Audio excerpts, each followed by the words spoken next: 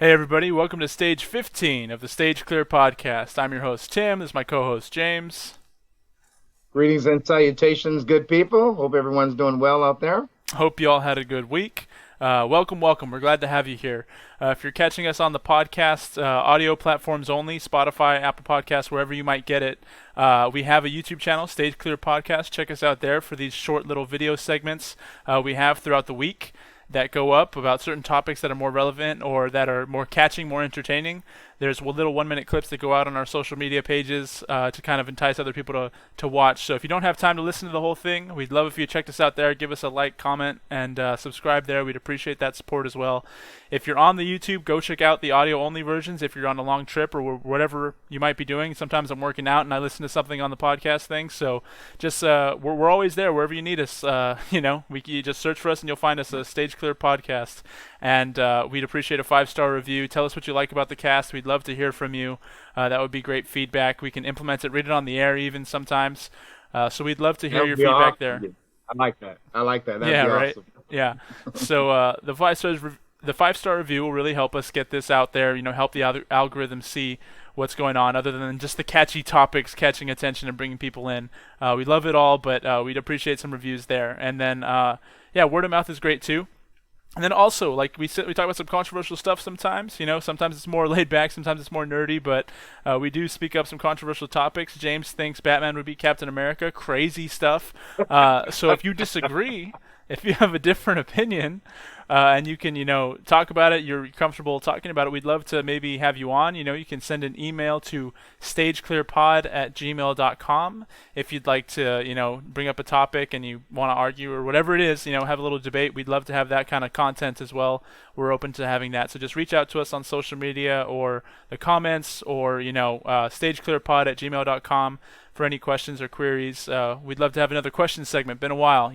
So, yeah, hit us up with all those resources. All those links are in the description. We're having other projects that we're doing. James has his own YouTube. I have my own life coaching business and other social media things going on. There's a lot of content we got coming at you. Feel free to check us out there. Those links will be available to you. Now, without some further ado, James, how was how was your week, buddy? Same start every time. Man, Let's go. yeah, man. Really good, really good.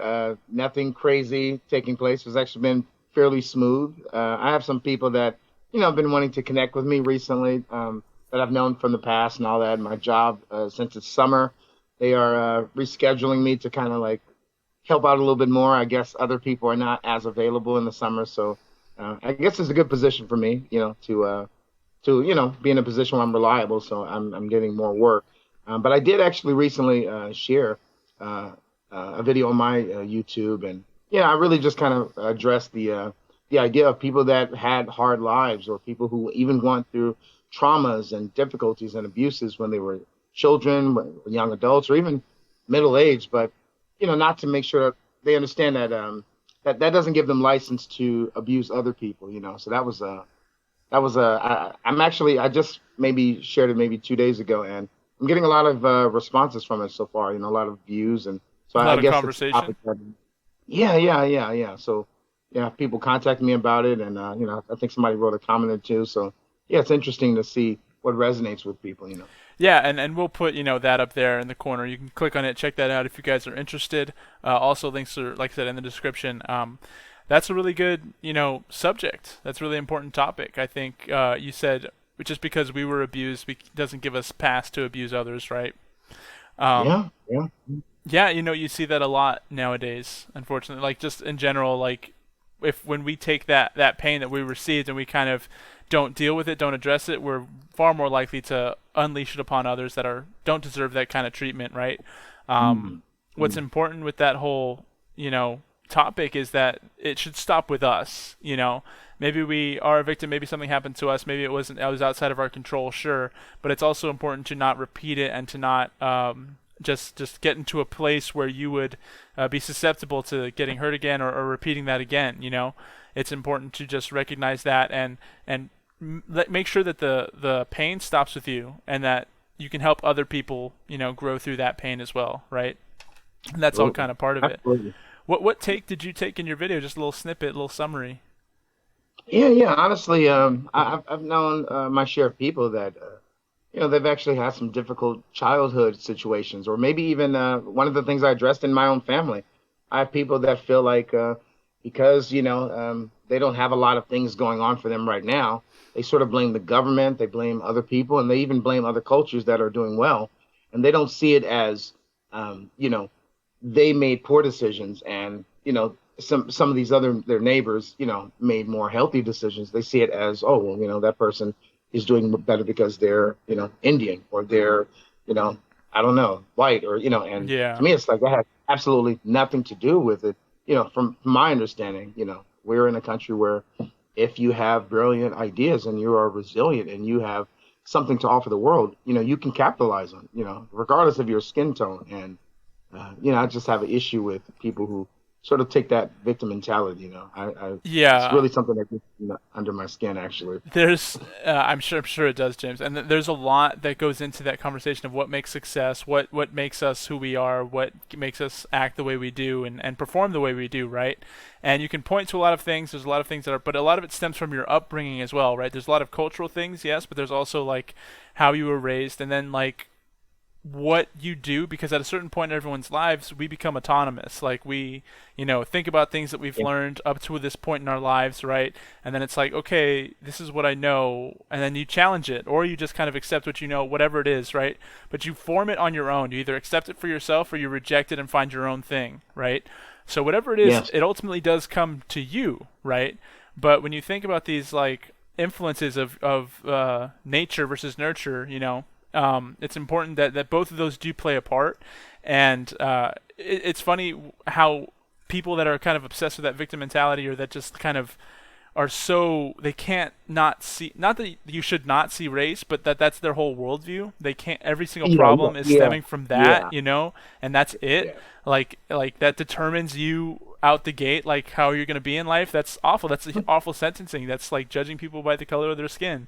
It might not be Yes. directly hateful that you would think, but it is. You're just assuming someone is less off because of that. It's always interesting hearing those arguments, but then it's like, if we didn't have diversity quotas, like places like Harvard, the smartest institutions in the world, would be all like Asian or all Indian. I think is like Perfect. actually the highest Yeah. like Yeah. That would be income next. in Yeah. America, Hmm. and so it's not, it has nothing to do with this skin tone. It's, I would say, more so it's like the upbringing, right? What do those cultures enforce on those kids? They're like very strict with learning in school and everything, and especially as a child of an immigrant, like if your parents struggled to come here, they sacrificed everything they know, right? They want you to be successful. They want you to do the thing, doctor, lawyer, whatever, right? And I'm not saying that's entirely healthy. It's not good to put these limitations on your kid. But Mm. just recognizing that it's not about your skin tone. It's about, like, culturally and your upbringing and everything, and what that kind of pushes you towards, right? And then we have the option of free will. We can choose against it. You're not locked into that notion. And I would encourage you, if you feel stuck, you need to kind of break those chains in that mold. Um, Yeah. I'm not telling you to go get a gender studies degree or some art degree or something. That, like, don't go to college, blow a bunch of money, and not get something Yeah. useful out of it that you can earn a living from. That is reality still. It's not just the degree, you get the paper and that's it. You have to get something, that you have to get a skill that you can market to people that will want to pay Mm. for that. Mm. Um, Mm. so all this to say that it is in your hands. The success and everything, it is in your hands. I had a tweet, I think this going out tomorrow or something, but it's talking about basically where we live in such an age right now where there have never been more avenues and pathways to success than like today. Especially in America, especially where we live, like with the internet and everything, like there has never been more pathways you can make to forge your own path and achieve some level of success. And especially Yeah. depending on your definition of success, because living modestly is very attainable, very attainable. Mm. Yeah. And when we put these like mental blockers on us, we have this mental framework that just puts us as a victim, and that we need help from everybody to get by. That's not, no one's going to come and save you, you know? Like the government can't do that. No one's going to save you. You have to Exactly. kind of do it yourself. Like more programs and everything, more help. It's just making you more dependent on the government. And then it's like you can't make any decisions for yourself. They're going to tell you how to raise your kids and do all this other stuff and constantly push the boundaries. You're just giving them more power when it's like it's about we the people. It's about our autonomy and our ability Mhm. to self-govern and take care of ourselves. It's Yeah. it's huge that you can't just ignore the individual aspect of it. That's so key. That's so pivotal. Yeah, that's so. I love the points you address, and I love that you brought up the fact that yes, there's so many opportunities to be successful, make money. Just with just I don't know, like even just what we're doing now. Like I love the fact that we have full lives. We have other things that we're doing, and in addition to that, we're doing this. Yeah. And yeah, this is a great opportunity, a great time in history where we're able to do this stuff. We can, raise our children. We can manage our relationships. We can go to church. We can work. We can, do college, work and studies. And in addition to that, we can do podcasts and we can read and we can study and we can open up a business. Like, yeah, you're right. There's so many opportunities now. And it's like there's no excuse at this point. And There's and really no. it's all about your priorities. What is your priority? Are you trying to live on your own? Are you trying to make money for yourself? Or are you trying to not have a 9 to 5, right?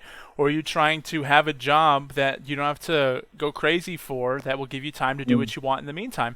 There's a lot of yeah, ways to get what you want out of life. It's just prioritizing and being intentional with your days and your time. yeah, Because yeah, so much of society, so much of what we grow up in and everything is just draining from us. It's conditioning us to just like mindlessly go through our lives and not address things, being intentional. And when you unplug from that, you can actually realize, oh no, I can change where I'm going in life. I can affect it. I don't have to be, I don't have to succumb to this narrative that I've been told where I'm worthless and I can't do things for myself. I always need help and I won't achieve success because of whatever, you know, in America. And it's like, no, like there's so many ways, so many resources. You just have to have the passion, the drive, and the commitment. And I always yeah, bring it back to this. This is like my whole thing where it's like it stems from broken homes and not being able to, have that belief in yourself. You don't have confidence. And you talked about like examples of people, maybe their neighbors or something that have success, and people that will just shout at them, right? Attack, like they're like, oh, you're not doing it right, or whatever. You got lucky, mhm, whatever, right? That yeah, hate yeah, yeah, yeah, yeah, that hater mentality is so common. It's in all of us, and what it stems from is us. It's a reflection. People are projecting onto you their lack of self confidence and self worth because they don't think that they could ever achieve something that you're doing, right? So they're attacking you, trying to bring you down, drag you down to their level. You know, they don't yeah, believe that they can ever break the mold, that they can ever accomplish something great. So when they see other people from their community or wherever accomplishing something great, they want to tear them down, bring them back down. No, you're just like us. We're normal. You can't do that. I could never do that, so you can't do that. How yeah, dare you? yeah, How yeah, dare you even yeah. try? Yes, But it's like yes. it's such a brainwashing that you've been brainwashed to think that you can't achieve these great things. Like that's all BS. Like wake up, you can do Yeah. it. You know? Yeah, it's really sad. It's sad, man, because I have a lot of family members that have adopted this mentality. And anytime they see somebody with, I don't know, a Porsche or a Tesla or whatever, they immediately see them as like their enemy. Yeah. Like how dare you be successful? How dare you? How Yeah. dare and yeah, and a lot of times they do think, oh, well, it's luck or. And I've heard the stories of, I'll be real with you. I actually have a guy that I know that works for Naughty Dog, and he gets very nice toys. Yeah. Motorcycle, leasing the nice, very sports cars, Dodges, really cool, really cool. And but one of the things he shared with me years ago was that his wife that he's with, she actually, really carried him for a long time in the relationship while he was studying his craft. She was the one that was working. She was the one before they had children, paying all the bills, and she believed in him. She believed Yeah. in what he was doing. And so eventually, when he got his break at Naughty Dog, I mean, you know how big that company is. That's like they create the standard for video games. They Yeah. create the standard. So he's doing incredibly well for himself. So I love how she's reaping the benefits of believing in her husband. Investing in I that. love Yeah. that. Yeah, yeah, but it wasn't like, I think, people would look at him and he's a, French guy, he's from Europe. But yeah, people would assume oh, you're white, so of course everything's going well for you. But yeah, they don't know about the sacrifice. They don't know about them eating rice and beans at one point, and not having what it takes to, have a That's full what's meal. And they crazy. don't. Yeah, yeah, it's like a complete disregard. So it's sad because this is why I don't like that narrative. Is that, and I have family members that, yeah, like even if let's say you and your wife, are finally put money together to buy a nice house, or I have people I know that they would assume, oh, okay, well, of course, yeah, of course you have that. Of course, they're not thinking, oh, hey, maybe you put money aside and you sacrifice for X amount of years and hours and overtime. They don't think about that. They Yeah. don't think, oh, because of your culture, that door open for It's you guaranteed for specifically. you. Yeah. Yeah, yeah. So I really have an issue with that. I really have an issue. No, and that there You know, is like blanket statements of this is across the board. This is a human experience. This is a human interaction. Agreed. This is always going to happen whenever you try to do something better for yourself, whether that's self improvement, getting in a marriage or relationship, whatever, any form of success you can think about. There's always going to Oh be yeah. haters. There's always going to be people trying to tear you down. And what's crazy, and I've started to tell people this, and I was told this a little bit too. When you start on this journey of trying to get success, trying to better yourself, trying to get something better and greater for yourself, striving for success, you will be met by this resistance. You will be met by these people trying to tear you down for all the reasons we said, because they don't believe that they could do it. And right now, you guys are on the same level. They see you as normal, like them, Yeah. and they don't think Yeah. normal people could ever achieve something great. It's just outliers, or they were just, it's lineage and their culture. Like they were, Yeah. systems are designed to bring them up and keep us down, Oh, yeah. you know? Yeah. And it's Yeah. like, the only thing limiting yourself is yourself. It's you. And Right. so when you make that conscious choice to start wanting something better and to strive for it, prioritizing what you want and taking steps every day to attain it, right? People see that. And what's sad is it's not just random people that are going to hate. It's not random people, acquaintances that are going to hate, but it's the people that are like closest to you oftentimes. The people Mm. that were just right there, right next to you along the way, right? And they often will be the ones to reject you the most because they thought they knew you the most. Yeah. And Yeah. so they Yeah. can't fathom that like you would be doing something else. Like you can't come on, like get back down here with us. Like no, like Yeah. Yeah. and it's like, no, I'm trying to do something better. And even if you fall, you stumble, they'll make fun of you, whatever. But it's like you keep trying, right? You keep getting back Yeah. up. Captain America, I can do this all day, whatever it is, Yeah. you Yeah. know. Yeah.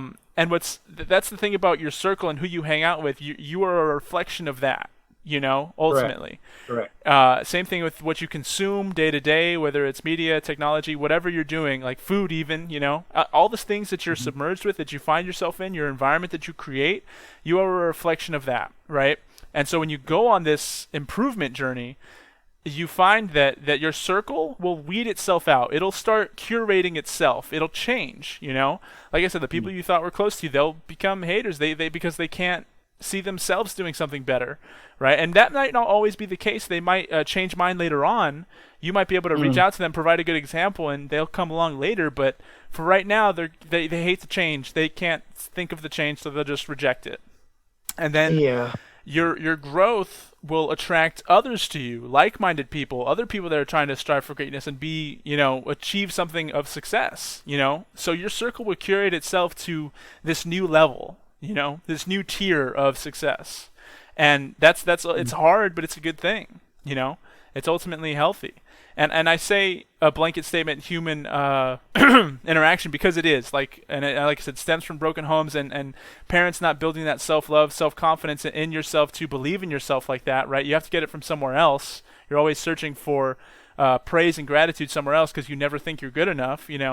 But there Mm. is cultural stigmas to it, and I want to give you some place and some time to talk about that specific part, like where maybe the black culture has gone and where that affects them, you guys specifically, versus like we said, there's other cultures as well, because it's nature versus nurture. There's a lot of nature to it, but Agreed. there's Agreed. also like the nurture side. So I want to, yeah, give you the space to kind of get into it with your community specifically, Yeah. like Yeah. how it's affecting it.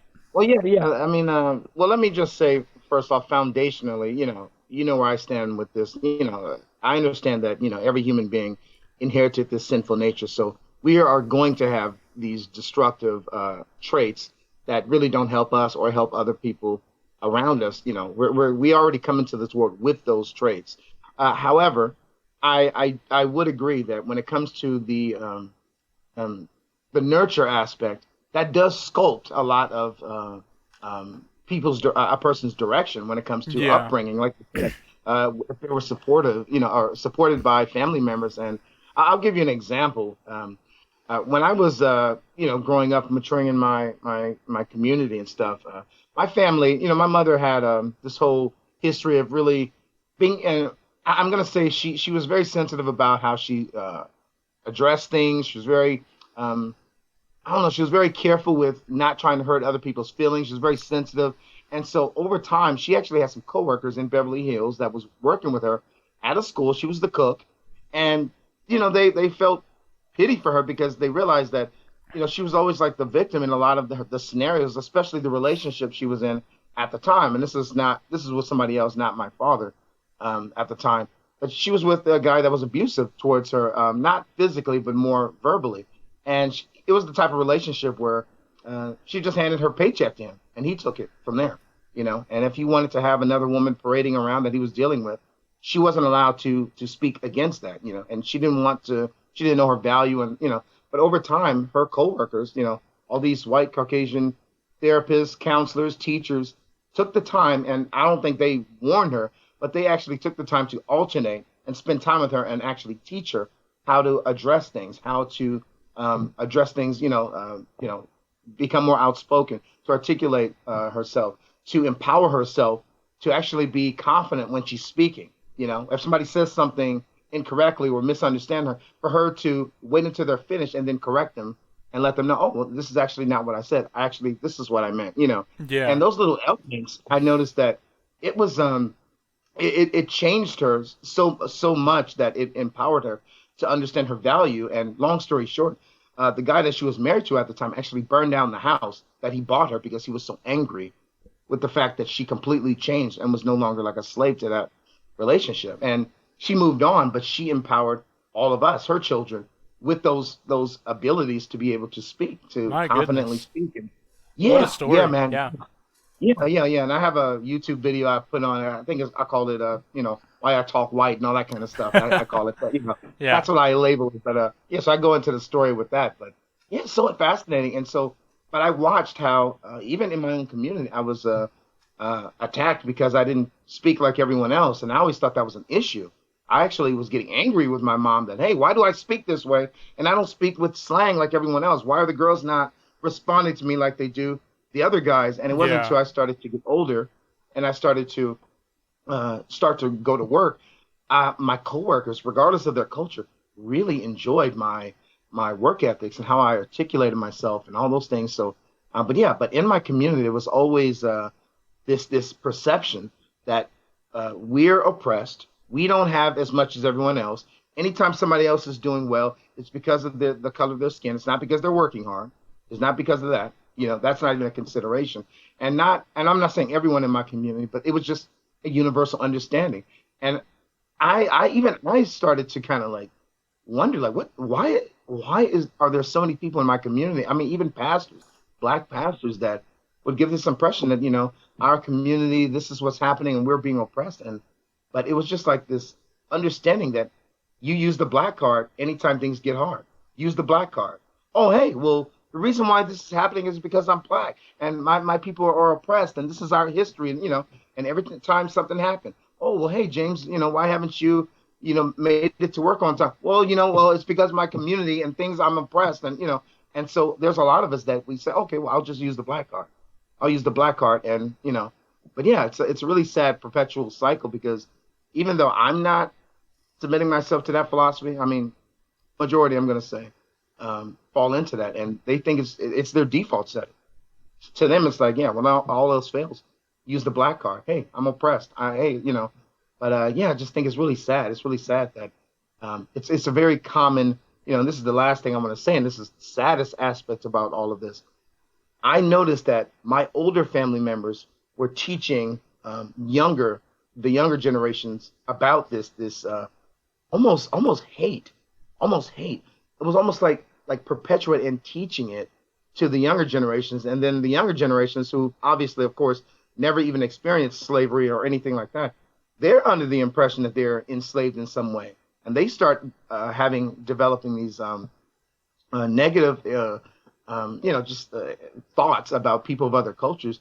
And even if they never even had anything personally happen to them from somebody of another culture, it's like because it was taught to them. So Yeah. really, so I love the fact that you touched on the nature versus nurture because it's almost like both are at play with this dynamic. No, 100%. You hit on a lot of really good points there. And with nature and nurture, it's like culturally like what you're born with, like genetically, like what's your strengths, what's your weaknesses, whatever. And then it's like, yeah, your environment forms so much of it. And if this is like if you grow up in a place like you said, you felt like an outlier. Because you were talking a certain way, you felt a certain way, right? And yeah, that's got to be that's got to be tough, obviously. Yeah. There, Yeah. and it's like, but then again, it's like there's also it's not just unique, right, to the black community. There's every culture, everything has some type of kind of stigma to it, like I said, immigrants will bring their kids here, and then they like really authoritative, strict parenting of like you have to do this, you have to be successful. We all sacrifice this much to get you here, right? And that can also be limiting, right? So anything that's like putting a framework around your kids and kind of bottlenecking them up, like telling them you can't do something, you can't be something, right, because of whatever reason, right, or you have to do this in this way because of whatever reason. Again, it's not conducive to a healthy home environment. It's not conducive to your kid being able to go to you and trust you and bring problems to you, right? That they are instead responding to fear stimulus. The fear that if they step out of line, or the fear that if they do something wrong, their community will reject them, whatever it is. Oh, yeah. It's important to break that when you're leading and you're parenting by fear or whatever it is, and you're teaching your kids something like that. It's not how are you going to help them? How are they going to think that they're going to help themselves if they just feel like they're just constantly oppressed or they're shackled to this. It has to be like a lawyer or a doctor. There's no other path to success. Things. I say this because like I love talking to you because like you have your background with the black community and everything, and but I've talked to other people I have really close Indian friend that I worked with. I have just other friends of other cultures, and they talk about their upbringing, and it's all kind of different. Yeah. As far Yeah. as like like the Irish like Mexican thing, it's like the Irish is like, and maybe it's just my family, but it's like kind of generationally like just I guess not the best fathers typically, Yeah. Yeah. and there's a lot of alcoholism that runs there, both sides of that, Mexican and Irish, in our families, and it's more so just your responsibility, your duty to it's just authoritative parenting, and it's just kind of breaking that cycle. We all have these cultural stigmas, and we have to kind of rise above it and figure out what's healthy and the proper way to respond and how we want our kids to not be aware of your culture and embrace it. There's a lot of great things, right? But there's also Yes. negatives, Yes. right? Negative. Yes. Like, Yes. and this whole cultural appropriation thing, it's like, isn't that great that we're supposed to be engaging each other's cultures and loving each other and like Yeah, I love it. I love it. like I love it. I love that I can go even here in Los Angeles County. Like I love that I can choose any culture I want to go eat at a restaurant, yeah. and I can find it. I can find it within, I don't know, 20, Food 30 miles from my house. food Everywhere. has an amazing power to bring us all together. Like you can, Oh, no I'm matter what. telling you. Like food is so Yeah, good for that. yeah, but even when I'm around, somebody that speaks, Spanish, or someone who speaks, another, language, and I just share a little bit of what I know. There's almost like this laugh of appreciation, like, oh, like Yeah, that's so yeah, cool. You can speak a little bit of German, ich mag dich nicht. I don't like that, like sitzen bitte, please sit down, like, yeah. I like to, Impress use a people and little, stuff. yeah, yeah, and there's like an appreciation, like, whoa, you speak Speakischen Deutsch, you speak German, you know, like I love it. I love that. It's so beautiful. Life is so much richer when we understand that. But I love the fact that you are addressing personal accountability and stopping that that I don't know what you want to call it, that curse almost, Yeah, you know. yeah. Like I'd love that you I love that, man. I love that emphasis, man. Well, That we need more of that. and because that's the thing. It's like it has to change at some point, and you're either going to propagate what you know, what you're used to, how you were raised, or you're going to change the script, change the narrative, right? And what's harmful about when we're teaching people this victim mentality that they can't, when putting limiters on people, like you're forcing Oh them yeah. into something, or they, like I said, they can't achieve something because of this, right? That's not Mhm. healthy. That's not good. They will reject examples of people from the same community or from the same upbringing, whatever, that have made it, that have had Mhm. success, because they think that they can't, they could never, and it's always Mhm. Yeah. Yeah. looking for somewhere else for your problems. And that's when I talk to a lot of people about this on Twitter. But when it comes to authoritative parenting, when you're leading by fear, you're just telling kids, don't do that because I'm going to yell at you or I'm going to hit you or whatever it is, right? Instead of explaining to Mhm. them why it's wrong, what the lesson is, right? What is the lesson you're trying to teach there? Right? And are you getting them Mhm. to do what you want, or are they learning a lesson and learning why it's important? Because if you're just an Mhm. authority figure in their lives and that's all you are, then they'll grow up either that there's one of two ways that their kid will turn out. They'll either become a yes man and they'll do everything you say no matter what, right? And they won't be able to think for themselves. And when you're gone or they're away from you, they will resort to someone else to tell them what to do, and they will just follow Mhm. that blindly. They'll never be able to think for themselves and never be able to question abuse that could be happening to them because of that Yeah. system that they're used to. It gets really dark when you lead as an authoritative parent and you tell just respect all adults, listen to all adults, never question, because that can get to an abusive scenario. Their kids won't be able to defend themselves. They'll think it's an adult and I just have to listen, to what they say. Like it's okay. And You know what, Tim, and I love that you're addressing that because that was a conversation I was having with a relative not too long ago, and they went to a gathering with other relatives, and I think there was an elderly relative, a female that I think she was like an aunt, and yeah, she just thought, well, because of her age, there's a certain type of I don't know approach younger people should have with her, and I understand respecting elders. it's in the I Bible, support that. and I'm not Yeah, saying don't have that. yeah, but I think what she interpreted her age as is also you don't have the you shouldn't be able to challenge her on something, even if she's possibly wrong. And yeah, I love the fact that you kind of alluded to even potential abusive relationships and situations and even abuses because I've watched a lot of YouTube videos of men and women sharing that they were sexually assaulted by an older person or an aunt or an uncle or whoever, and it was because of that. It's because they were taught because this is an adult, you don't get the privilege of trying to challenge them or and so they took it. They took it Yeah. in silence because they figured this is an adult. I'm going to respect them and give them access to me because they're an adult. And yeah, it's very dangerous. I absolutely agree with you. I absolutely agree. No, 100%. And the important thing with those statistics and everything is that it's someone close to you. It's not someone that's like, outside. It's not a stranger in your community. A family friend, about over 80% of those sexual assaults is somebody you already know. Yeah. That's horrifying. Yeah. That's horrifying. And it's Yeah. supposed to, the whole goal is to give your kids and anyone else, like, that you have the tools to navigate the world and go out in the world that is, sick and depraved a lot of times, right? There is beauty in it, but there's also really bad things. So it's important to have tools in your tool belt to use so that you're kept safe and that you can find truth, that you can question things and call out people and not just people. There's no one that cannot be criticized. There's no idea that cannot be brought up with another opinion. Exactly. When you find who you can't criticize or make fun of, that's who rules over you.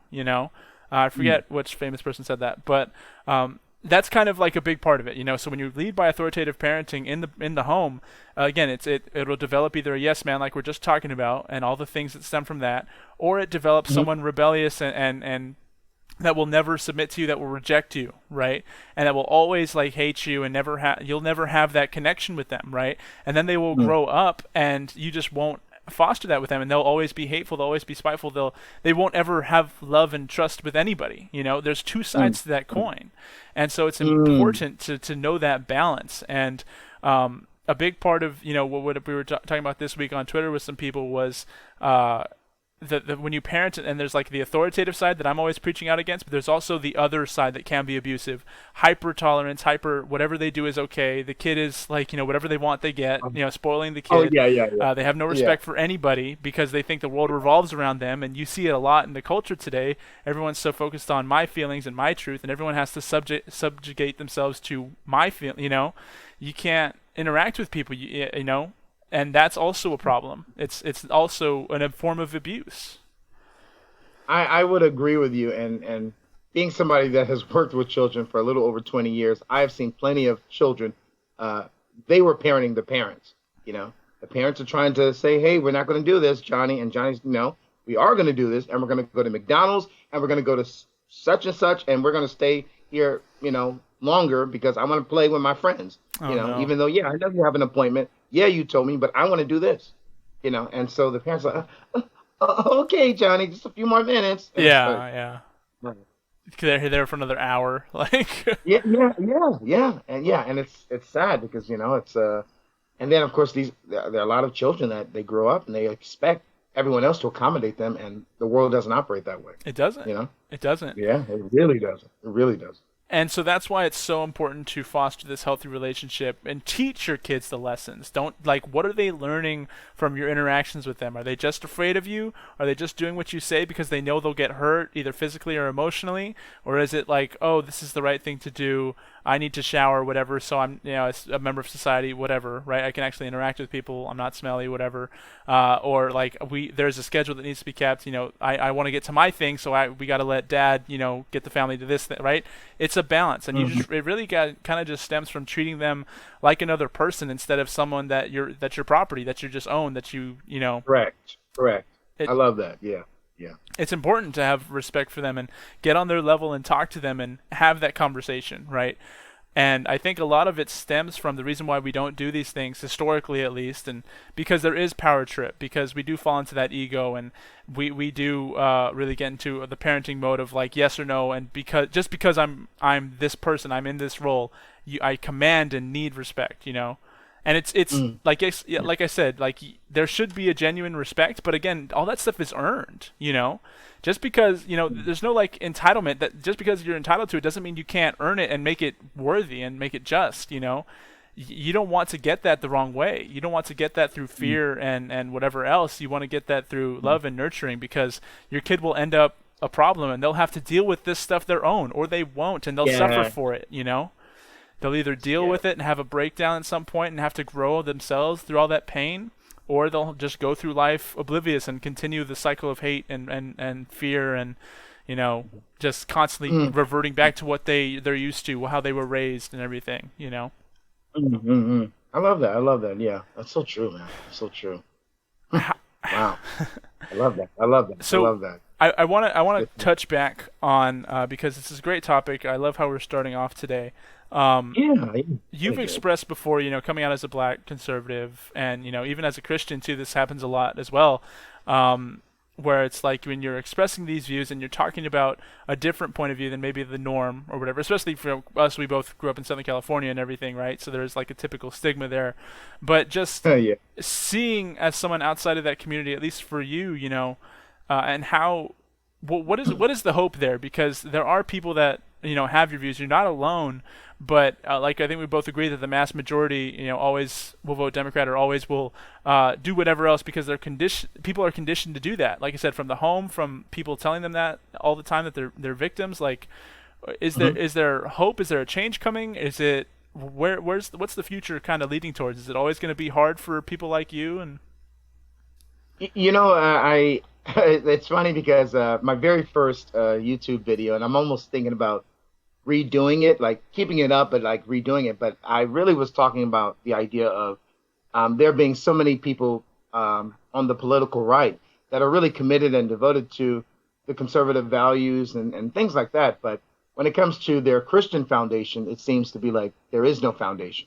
Like yeah, for them, Trump is the Messiah, and the Constitution is the Bible, and it's like there is no Jesus, there is no God, there is no Holy Spirit. It's almost like just the nation itself is the focus, and they don't seem to understand our nation's foundation is the Judeo-Christian worldview. yeah, You know, and they're not making But I mean, one of the things I've learned to do is first off, recognize that the only way any human being is going to make the necessary changes when it comes to their views on other cultures or the world or evil or good is they have to be transformed by the supernatural spirit of God. You know, Yeah. God has to change somebody. That's what, of course, being born again is and being changed. So I think that has a lot to do with a person not only adopting philosophies and things like that that align more with biblical Christianity, but even how you treat other people. You know, because obviously we know there are dangerous people on the right that, you know, when you, if I wanted to talk to them about Trump and the Constitution, we'll be on the same page. But then they take it too far with other areas, you know, and so that's something that I wouldn't agree with. But I would say, as far as the hope aspect, definitely, I mean, I am very hopeful because you know God has demonstrated that you know throughout the Bible and throughout human history that even when things start getting rough with the church or with a certain nation, if God decides that He's going to use someone or a group or a nation to do something, He'll do it. He'll do it. You know. So Yeah. I'm actually very optimistic. And another thing I actually would recommend is for those like let's say, regardless of where you stand politically, not to demonize people just for having different views, you know, than you do. In fact, I was actually thinking about making that one of my latest YouTube That's videos is probably a just good talking one. about that. Yeah. Just kind of running past maybe through maybe even 10 views that are not very popular, you know, that I hold, and just you know explain them a little bit, but also remind people like I'm not even if you know I'm a fan of abortion. Obviously, it's killing a child in the womb. You know, we've discussed this periodically, but yeah, I'm not going to demonize somebody for believing that. I'm not going to demonize them. I don't Hmm. like the idea. It contradicts God's word. You know, I can't support it at all. But I'm not going to say, well, hey, because you believe in abortion, you're no longer a human being now. You know, Wow. and so that's something. Yeah. So that's something I'm not big on. And as a conservative, but particularly and especially a Christian, no, I'm not going to demonize people. And I think that there are people on both sides politically that they adopt that mindset. It's like, oh, hey, you're on the other side, therefore you're the Yeah. enemy. Humans have an amazing ability to quickly view other people as other, right? Not as humans, Oh, as less than human, yeah, right? yes, When you're going out to war, you can kind of quickly make that switch. These are my guys; those are the enemy, and just dehumanize them. That's not a human being you're looking at with a wife and yeah, kids. yeah, That's yeah, not. That's just that is the enemy. Shoot, bang, yeah, die. You know, yeah, yeah, and it's yeah. different in certain situations where it's like life or death. Like I need to defend my like, yeah, you need to get that primal instinct of like to live. But it's like I Sure. really appreciate you saying that about how you feel, because with something, especially with Christians, this whole abortion topic is very kind of close to our hearts because it is such an evident place in society. It's like such an evident wrong to us, like such Mhm, a moral mhm, mhm, wrong, mhm, and it's so mhm. accepted and so encouraged, even I'd say, in society. And so it's a sensitive place for us because we feel so passionately about it. But again, it's very important to like you said, not demonize people. You see people on our side that just go way overboard and will just Oh yeah. treat these people like call them demons, like condemn them to hell as if we can condemn them ourselves. It's important to like know there is a standard. Like we are not God. Obviously, Yes. He is the one. In the end, you don't know the person's whole life. You don't know what they will choose later on. You don't know when they will come to Christ, if at all. Like you don't have that divine revelation, so you can't be like saying these things, right? And it's just spouting off that hateful message because again it's comes from a core place of like we care so much, but it's like you're corrupting the message. And for me, Yeah. yeah, and I'm not trying to get anyone off the hook, but I would just confront it from a place of like we're all sinners. I am as much a sinner as you. I would chastise myself just as much as I chastise you. But the greatest thing ever is like God forgives. God forgives us Yes. sinners. Yes. Yes. That's what's Yes. And yeah, one thing I do want to add is that um, you know, sometimes I even drift from this one fact, but I think, you know, for a lot of us that are Christians and we're walking in the truth, I think one of the most important components to forgiveness, or even like when we have having some type of exchange or dialogue, or even a rough situation with somebody outside of Christ, is to remember that once upon a time we were also in rebellion against yep, God. yep, Yeah, to be honest with you, you know, I mean, once upon a time I thought abortion was okay. You know, yeah. I didn't care about the details. I thought yeah, if you can't afford the, if you can't take care of the child, well, yeah, you shouldn't have them. Don't go through with the pregnancy, or it'll just be worse for them as they're growing up. Yeah, kill them if you have to. I mean, I didn't know that. But so I think it's just important to keep that in mind that we are, Jesus says, those who practice sin are a slave to sin. So they're a slave to this. They're not unhooked. They're still connected to this life of death, And so I don't necessarily see people as the enemy. I see it, the real enemy is Satan, and he has Yeah. them captive. And the idea is that, yeah, I want to pray and I want to make sure that I share with people the gospel, the good news of, we broke God's law and Jesus paid our fine, and it really is that simple, I but yeah, I want to make that point clear too, because people will see people out evangelizing and people out in the street and just assume it's a hateful message, assume these things, right, oh, and yeah, take it out of context, and because it's all a reality of what the Bible says. There is judgment. God has made the moral law, and there is judgment for breaking it, right? But it's the two parts. It's not just the love of Jesus Christ. It's not just the biblical law. It's both of them yeah, together. That is the correct. gospel, right? That's the gospel. And Absolutely. what's where was I going with this? It was supposed to be just when you're spreading these messages and you're evangelizing, it's important to get both sides of that essentially, Hmm. and Hmm. not to conflate it with anything. And yeah, I lost it a little bit. Go ahead. I'll get back to it. Yeah, I'm yeah, sure. yeah. I mean, one thing I would say is that and I also did a YouTube video about this as well, and I'll share one or two verses, but just really talking about our approach when it comes to sharing messages, our approach, because I think that, yeah, obviously telling somebody, hey, by the way, you're walking outside of, Christ, you're demonstrating a life of rebellion against God, and there's going to be judgment for you. And we don't have to assume, what may happen. We know what's going to happen based on what God has already said, what happens to all liars, all adulterers, all fornicators, all drunkards, all homosexuals, all thieves. Like it's not. Oh, we don't know what's gonna. He already told us what's gonna happen to them. They're Yeah. gonna be sent to hell. Is his prison, and this is essentially where everyone should be. But because God, actually saves, God actually saves people, and it's by grace you have been saved through faith, and not of yourself. It's a gift from God, not of works. So no one can boast. That's Ephesians 2:8 through 9.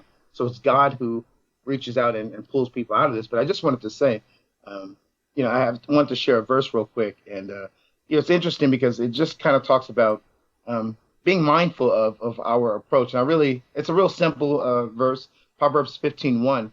A soft answer turns away wrath, but a harsh word stirs up anger.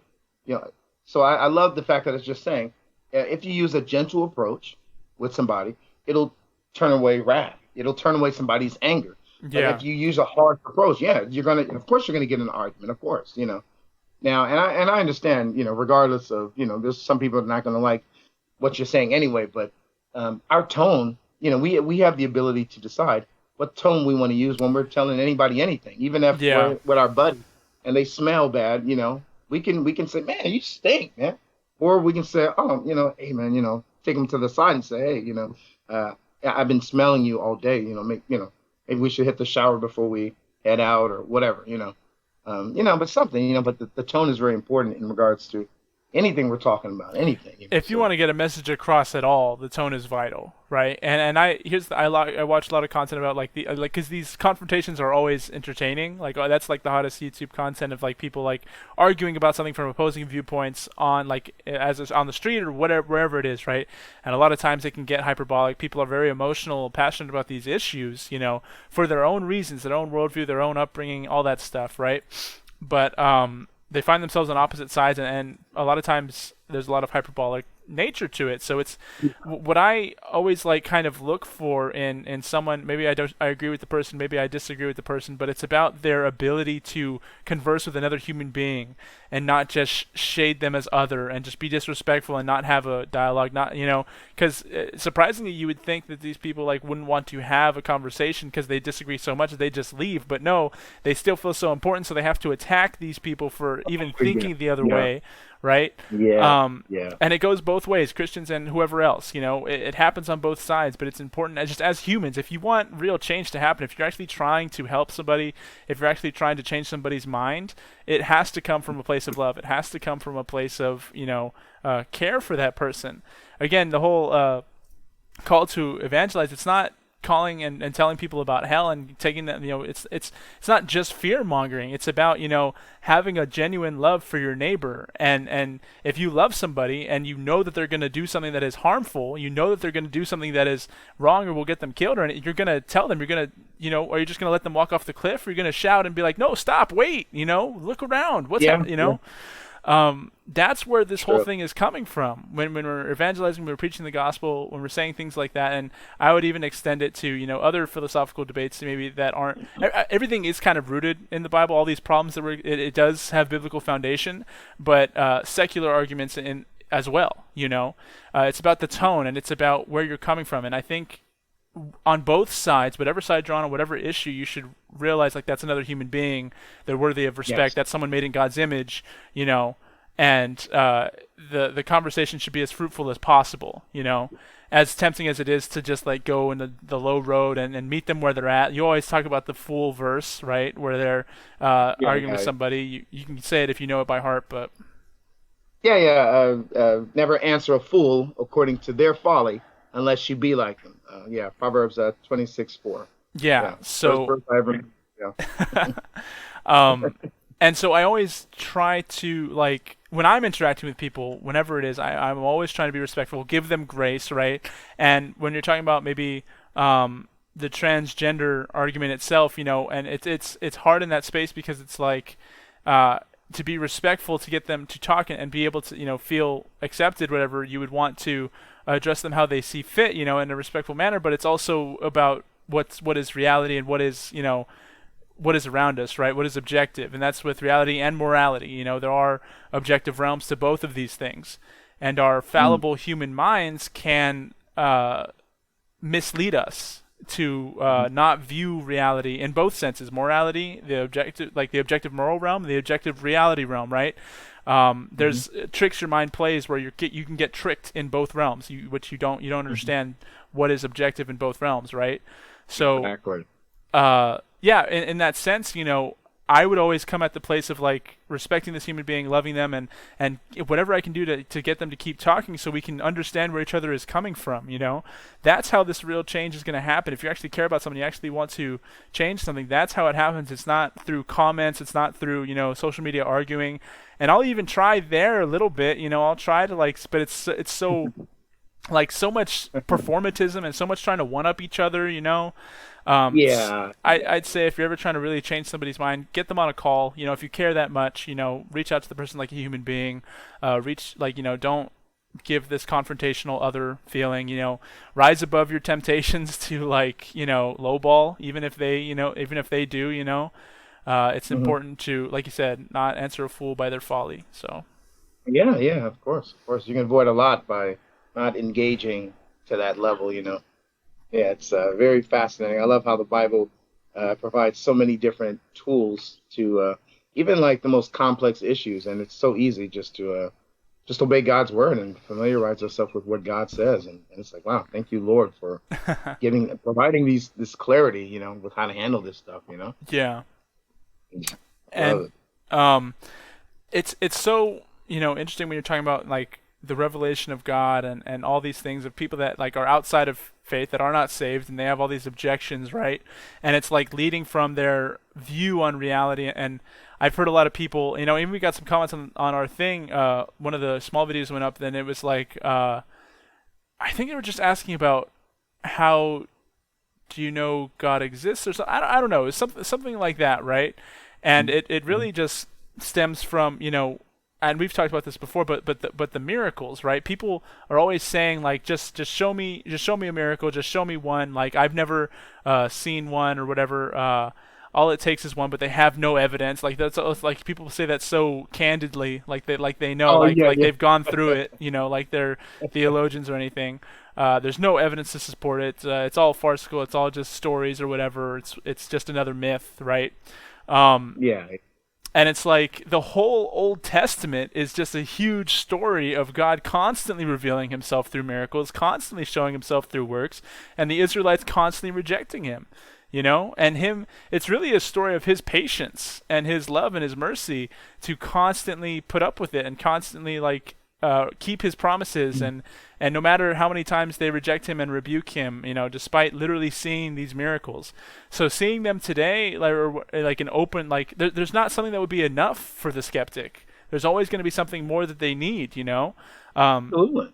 Who's to say these miracles, some miracles aren't happening today? Maybe you don't see the earth split or whatever, right? But it's like God is working through people's lives. He is absolutely getting his grand design of all his knowledge of how time is going to go out. He is using people to push his kingdom forward. Ask most people, like everyone calls things coincidences, but at least in my life, like there's far too many coincidences, far too many instances. And I've talked to many people I know, I can bring them up, and they've even told me themselves, like, there's just far too many coincidences in life of God working through you. And it's not always religious, but like putting you in the spot that you need to be in that stage of your life to get that lesson, to affect that person, to talk to this person, right? We're all interconnected. We're all working in the same place, right, under that grand design. And there's far too many of them to be called coincidences. I have a Bible verse I actually want to read, and this is for a lot of us. Anytime we think about somebody who's questioning the existence of God, this is the verse that we usually go to. So, I just wanted to share it. It's found in Romans 1:18 through 32. It says, "For the wrath of God is revealed from heaven against all ungodliness and unrighteousness of men, who by their own unrighteousness suppress the truth." So they're pushing it down. They're suppressing it. Yep. And then it says, "For what can be known about God is plain to them, because God has shown it to them. For his invisible attributes are clearly seen, namely, even his power and divine nature. Have been clearly perceived ever since the creation of the world in the things that have been made, so they are without an excuse. For although they knew God, they did not honor him as God or give him thanks, but they became futile in their thinking, and their foolish hearts were darkened. Claiming to be wise, they became fools." Yeah. No, that verse says it all, about like society today and everything as well. Yeah. It's fascinating because you have sometimes people that, they practically live in academia, and that's the one thing they can't get over is, I don't believe in a God. It's like, well, according to the Bible, you do know there's a God. It's just you don't want him to be, you don't want to find him, because he's righteous. Ray Comfort, I'm always talking about him, and I love Living Waters ministry. That's the ministry God used to pull me out of the darkness. And he challenges people to think about the fact that how ridiculous it would be if somebody challenged him to say, well, this building that we see here built itself.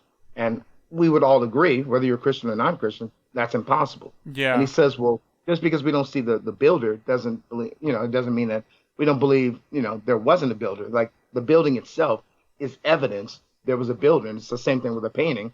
A painting is evidence that there is a painter. Yeah. So we know that creation is evidence that there is a creator. Yeah. And so it's not a complex issue. But the issue is these people don't want God. They want their fornication. They want their idolatry. They want their drunkenness. They want their, lying and cheating. They want that. So of course they're not going to want him, So yeah, for me, I don't buy that when people say, "Oh, there's no God." It's like, yeah, I don't know about that. I'm not going to fall for that. Well, it's like, what do you believe? People get so upset when you say that they have faith, right? Like, "Oh, I'm not religious. I don't have faith." And it's like, yes, you do. You have faith that like the next 5 seconds is going to be the same as the last 5 seconds. You have faith that gravity keeps you on the ground. You have faith in all these other things in your life that you just don't attest to. The brakes in your car, everything. Yeah. Everything. You have faith. Yeah. You do. Everything. It's a part of life, right? And you can't get away from it. And here's the thing: when we talk about people in God's image, people deserving of respect, worthy of respect, that is Mhm. evidence in itself. And our conscience is such a clear one I like to go to as well. It's like, what is that if not faith? What is that if not God, God's grace and God's mercy and His inkling to us of like right or wrong, and also we're talking about God's image and everything. This person is worthy of respect, right? When you have someone like that, and you can acknowledge that someone else is worthy of respect, they have to be in God's image. They have to have moral value, right? And if they don't, like I said, a lot of these atheists or anything, there is no God, there is no purpose to the universe. So it's just a bunch of people roaming through space mindlessly. It's just evolutionary process up to this point over billions of years, and we're just space dust, right? So why would it matter that we're interacting with each other? Why does Yeah, that yeah, matter at all? And why does this person next to you have value? If it's just cosmic forces, if it's nothing, no grand design behind it, if there's no purpose behind it, why does any of it matter? But no, yeah, yeah, and they'll maybe concede that, but then they'll still, get up and go for work every day. They'll still, have these rituals. They'll still try to love people and everything. They'll still try to get something out of this life that is meaningless. yeah. You know. Correct. Very well said. Very well said. Um, yeah, it's True. it's like They're not being there's evidence all consistent. around you. Yeah. Uh, Mhm. Um, Yeah. I'm the just saying, yeah, they're not being consistent. I agree with you. I agree. You got it. um, it's all about like there's beauty all around you. That the evidence is there. Like, and when I was reading in the Bible from Ray Comfort's ministry, they have like all these segments, right? These little author notes and everything. And one of them was really, I thought was really good. It's like when you get down to the science of like the cell and the atom and how deep you can go into like microbiology and everything, right? Quantum physics, quantum mechanics, all that stuff. Mhm. Uh, it is so well finely tuned and finely designed, all down to this little minute thing you can't even see, that is working in Mhm. you all the time, that is constantly repeating itself. There's uniformity there. That's this thing. This has been around through all of time, and like the fact that all of this is just random. All of this is like that you would think that it's just so happened to occur this way out of the quintillion chance that it wouldn't. Random Yeah. processes Yeah. wouldn't. People want miracles. People ask about miracles all the time. Like believing that is like a random event of things. Is that not a miracle? Yeah. Is that Yeah. not like it is a 1 in quintillion chance or whatever the number is of like everything being random and coming to this place right now. How we are and all these things that are designed in such a way that there's uniformity. We can Yeah. the whole Yeah. basis of science is like the uniformity of nature and that things will stay the same, right? And Yeah. there's other philosophers and everything. We can't really, realistically, we shouldn't account for that, but we do. There is no guarantee that the sun will come up tomorrow. There is no guarantee that things will stay the same, but we still cling to our reality that this is what we've known, this is what we've viewed, so this is what we base things on, you know? But again, like I said, if it's all kind of random and it's all like random chance, you don't know that. You don't know that there is Yeah. uniformity. If there is no grand design, if there is no purpose behind it, then there's no law for like the uniformity of it all. You know? Yeah. Yeah. That's right. That's right. No, I love it. I love that you brought up the like just the as how the solar system works, because even like the rotation of the Earth and the sun, how it works, and it's not too close to burn us up, but it's not too far for us to freeze to death. Like it's right Yeah. at a specific point where it's beneficial to us. It's amazing how the Earth rotates and how we can determine when it's going to be summertime. Like we know this time, we know already next year when to expect summer officially. Like because of this consistency. So yeah, it's very interesting when you have people who deny the existence of God and but seem to be borrowing from the Christian That worldview of worldview. Yeah. consistency. Yeah, yeah, yeah, yeah. Always, always. And it's funny how somebody like this will say there's no God and there is no purpose essentially and all these things, but they will lock their door like everyone else. They will protect their family like everyone else. They'll get offended if you take something from them. So these things do matter to them. It matters to them. You Okay. know. Uh, we're gonna continue this conversation after like a short break. I have to use the restroom really badly, but we'll be right back. And we're back. Thank you for being patient, folks. Appreciate you. James, we were just talking about like sin and everything, and I feel like I just went to confession. like, Oh my goodness. yeah. So we appreciate you guys being patient. what we wanted to say, what we wanted to lead off from this, this whole conversation about God and this topic. It's obviously like it's been around forever, right? People will reject it, people will criticize it, and everything. And kind of like you said, it's the suppression of knowledge, right? It's something that we all kind of know, like bear witness on our hearts, and we don't really confess to because we've been so conditioned to the sense of so self-serving, so selfish. The society nowadays caters to our human ego and wanting to just have instant gratification, do what we want, not caring about others, right? Hmm. And so we kind of fallen into that, and of course people would prefer that rather than living by a moral standard that says you can't do like half the things that you indulge in all the time, right? Hmm. But again, it's about True. the lesson. I talked about parenting. It's about what lesson are you trying to teach with things, and it's about the lesson of like a healthy way to live, an honorable way to live and a moral way to live, where we respect each other and love each other and love God. But I was watching actually a video with William Lane Craig, and he was on Ben Shapiro's show, and it's the Sunday special. I don't know, it wasn't recent. It was like an old video or whatever, but it came up on my Oh, okay. feed, and he Okay. actually gave some really good arguments as far as like when you talk about God, what are the common arguments of the proof of his existence and things, right? So I wanted to kind of go through some of those real quick, and there's a cosmological argument, and there is a moral argument, and then an ontological argument, right? So I can just kind of briefly go over what those are. So the cosmological argument states that whatever begins to exist has a cause, right? And essentially to say something cannot come from nothing, right? And then we have proof that like the universe began to exist, you know? So the next step is the universe has a cause, you see this all the time with science kind of trying to discover like how far back can we go, how much do we know about the origins and everything, and there's never like there's always something else, there's always something more, right? There's never a solid answer, right? So it's like that it can always be God, the universe, the cause is God, an all-powerful creator, the cause is God, and the people will then say, oh, well, what made God? What created God, right? But when you think about God, what is he? He's all-powerful, he's omnipotent, he's omniscient, and he's eternal, right? And a being that is eternal, it needs no cause, it needs no beginning, right? The universe had a beginning, right? That is why it needs a cause, and other things have a beginning. That's why they need a cause. And you just said the building didn't just end up there, right? It wasn't eternal. The building had a cause, like people built it, right?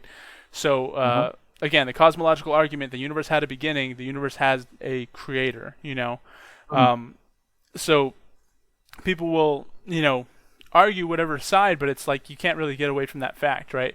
But what he was saying is that argument people didn't cling to it too much. Rather, they preferred the moral argument, which goes like this: if God does not exist, objective moral values don't exist. The absence of God, everything ends up becoming subjective or socio-culturally relative, It's right? permissible. Yeah, yeah, yeah. You can do Everything's just anything. fine. And that's kind of where we're leaning, and that's kind of where you see like the Oh godless yeah. nature of society, you know? Hmm. Um, so again, if God does not exist, then objective morality does not exist, right? Everything is subjective. Everything is whatever everyone, their culture, whatever believes, right? Two, objective moral values do exist in our reality. There is definite right and wrong, right? There are places in society where we all point like, no, murder is bad. Like we have laws based on this, right?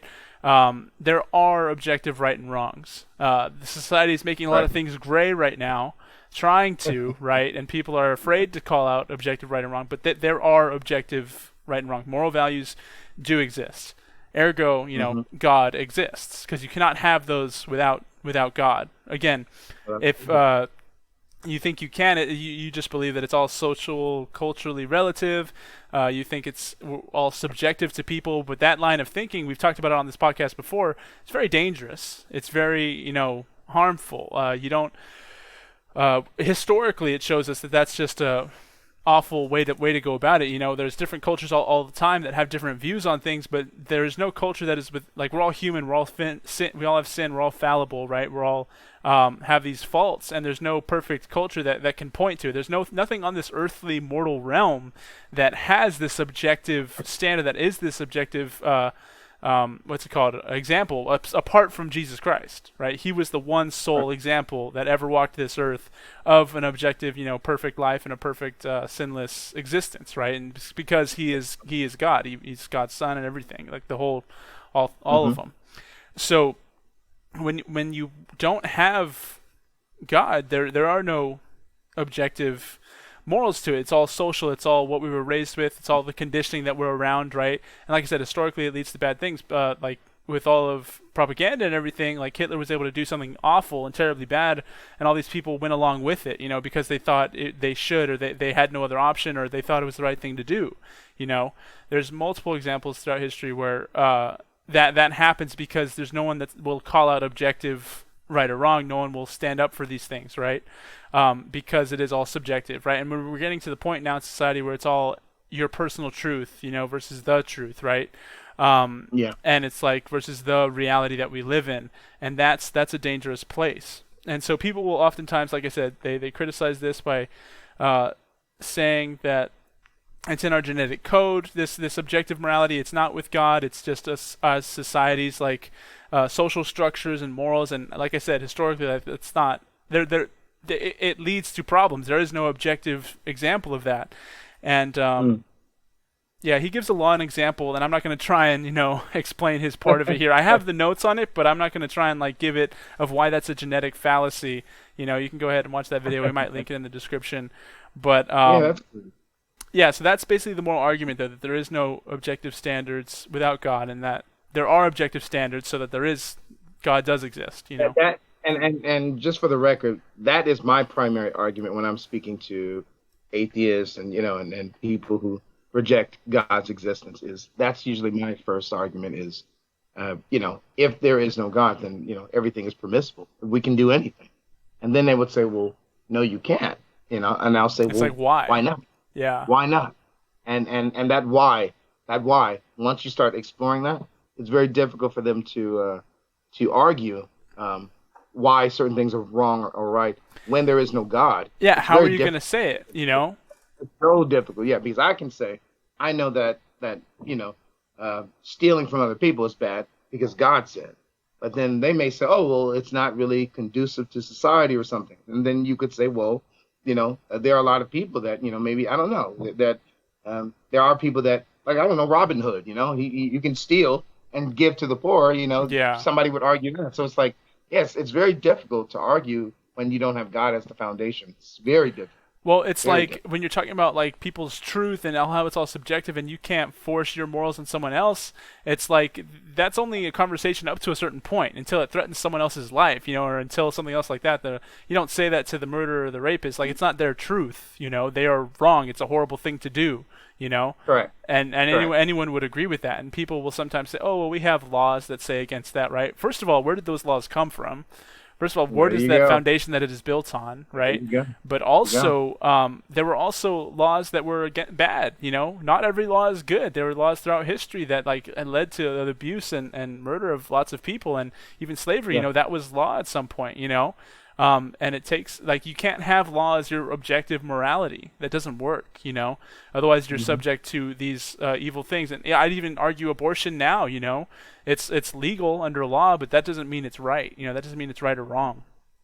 So it's important to Mm. look for something else with a stronger foundation than that for your objective morality. And objective morality exists in its own realm, right? So, like I said, it's not like it applies. It is there. It is existent. It's not like it's just subjective to us. Just as we Mhm. can not misuse and missee reality. We're not 100% certain about reality. We can also missee and misuse the moral objectiveness without the standard. Mm. Mm. And then Very well said. yeah, and then the last one is the ontological argument. This one might be a little confusing, but essentially it's saying, if there is a possibility, people talk about like the multiverse, people talk about all these infinite possibilities. There's so many versions of you, and whatever else, whatever theories they might subject, right, through the quintillion chance that this happened in this space, right, and there's all those other Mhm. chances that do exist out there. That's a theory that exists, right? But so in that frame space, the ontological argument, if an all-powerful God can possibly exist, if it is at all possible in any sense of the word ever, and in some reality somewhere, there could be an all-powerful God, then there is a world, like I said, then there is a world out there, there's a reality out there where he does exist. And if he is Mm. all-powerful, then he exists in this universe, in this world, you know? Because you can't have an all-powerful being not have all power, you know? So if there is any possible chance at all, the infinitesimally Mm. small chance, whatever the chance is, that there is this being out there, then he does exist somewhere. And if he does exist, Mhm. then he exists everywhere. You know, it Mm. applies here as well. So either people say like there are no absolutes, right? Or it's like, is that an absolute? Like that, there's no getting Is away that from. really true? Yeah, yeah. Yeah. And it's like that's the thing. Like anything's possible, you know, where it's all random, it's all whatever cosmic energy, and it's like, okay, well, is this, you know, is this all powerful being? Is it possible? Well, then yes, it can. Then if he's possible at all somewhere, then he's here as well. You know, it's all encompassing, eternal God, omnipotent, omniscient, you know, all powerful. That's Hmm. the argument for it. So those were really like, I was listening to it and I was just, I gotta write some of this stuff down. Like this. These were good tools, you know. But here's the thing: it's good to have these resources. It's good to research this and listen to opposing viewpoints just as much as your own, to get other people's perspective, their life experience, and their take on it. And it's important to be able to defend what you believe in, you know.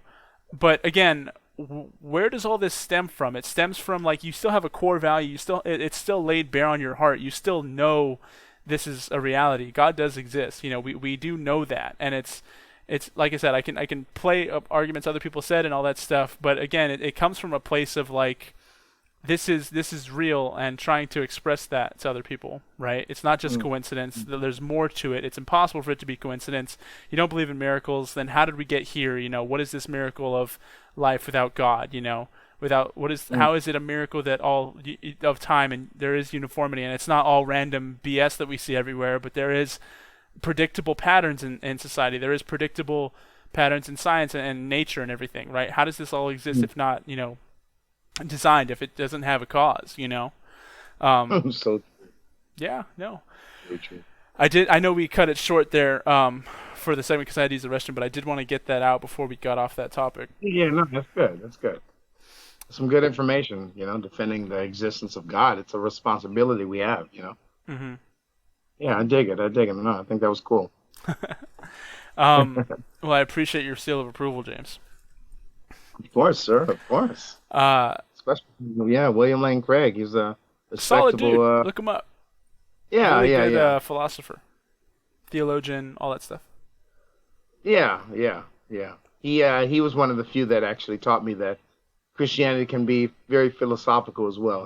When it comes to, there are certain positions he has that I don't entirely agree with him, but for the most part, I do have some of his books on my shelf. So Okay, that's yeah, cool. he's a solid fit. Yeah, Yeah. Um, yeah. Okay. So I wanted to get to we can get to some entertainment then. I think I covered everything there.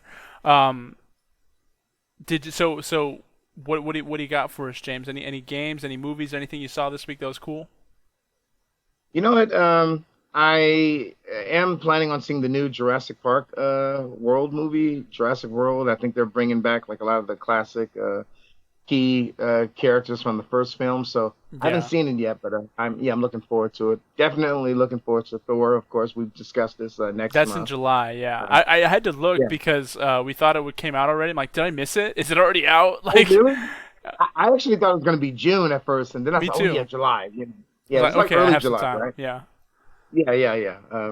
But yeah, actually, I think the most exciting thing, other than watching Kenobi and Miss Marvel, those new shows that came out, within the last, I think Miss Marvel this past Wednesday, and of course Kenobi had, that latest show as well. But yeah, I think I shared with you a little earlier that my favorite game has always been The Last of Us. The first game was just work of perfection for a lot of us video gamers, and so.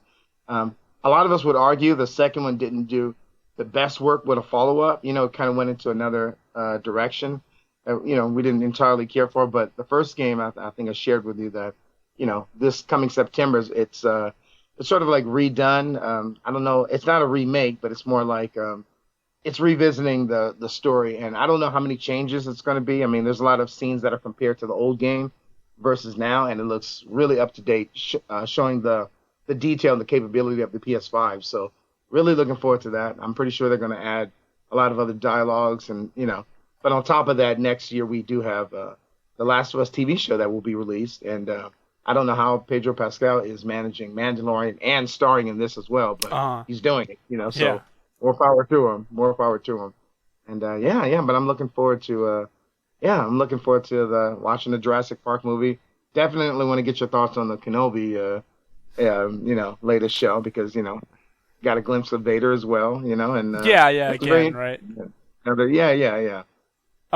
No, a lot of good things there. I haven't played Last of Us. I'm not, super familiar with all Oh that yeah, yeah. stuff. I've seen some of it. Mhm. There was actually there was a story in the news, and I saw like a meme of it. But a story in the news where this lady was this grandmother of this daughter or this child, right? I think 13. Like I forget what town or whatever. But she essentially at gunpoint went to the hospital where this child was going to have a transitional surgery, and like took the child, right, and stopped it from happening. So there was like a thing where it was like it pointed out that she was like I guess wanted or something, right? And there, The grandmother. yes, yeah, Whoa. yeah, yeah, and because it's like there's a lot of at a certain age it's very controversial topic, but it's like it can harm kids with all this stuff.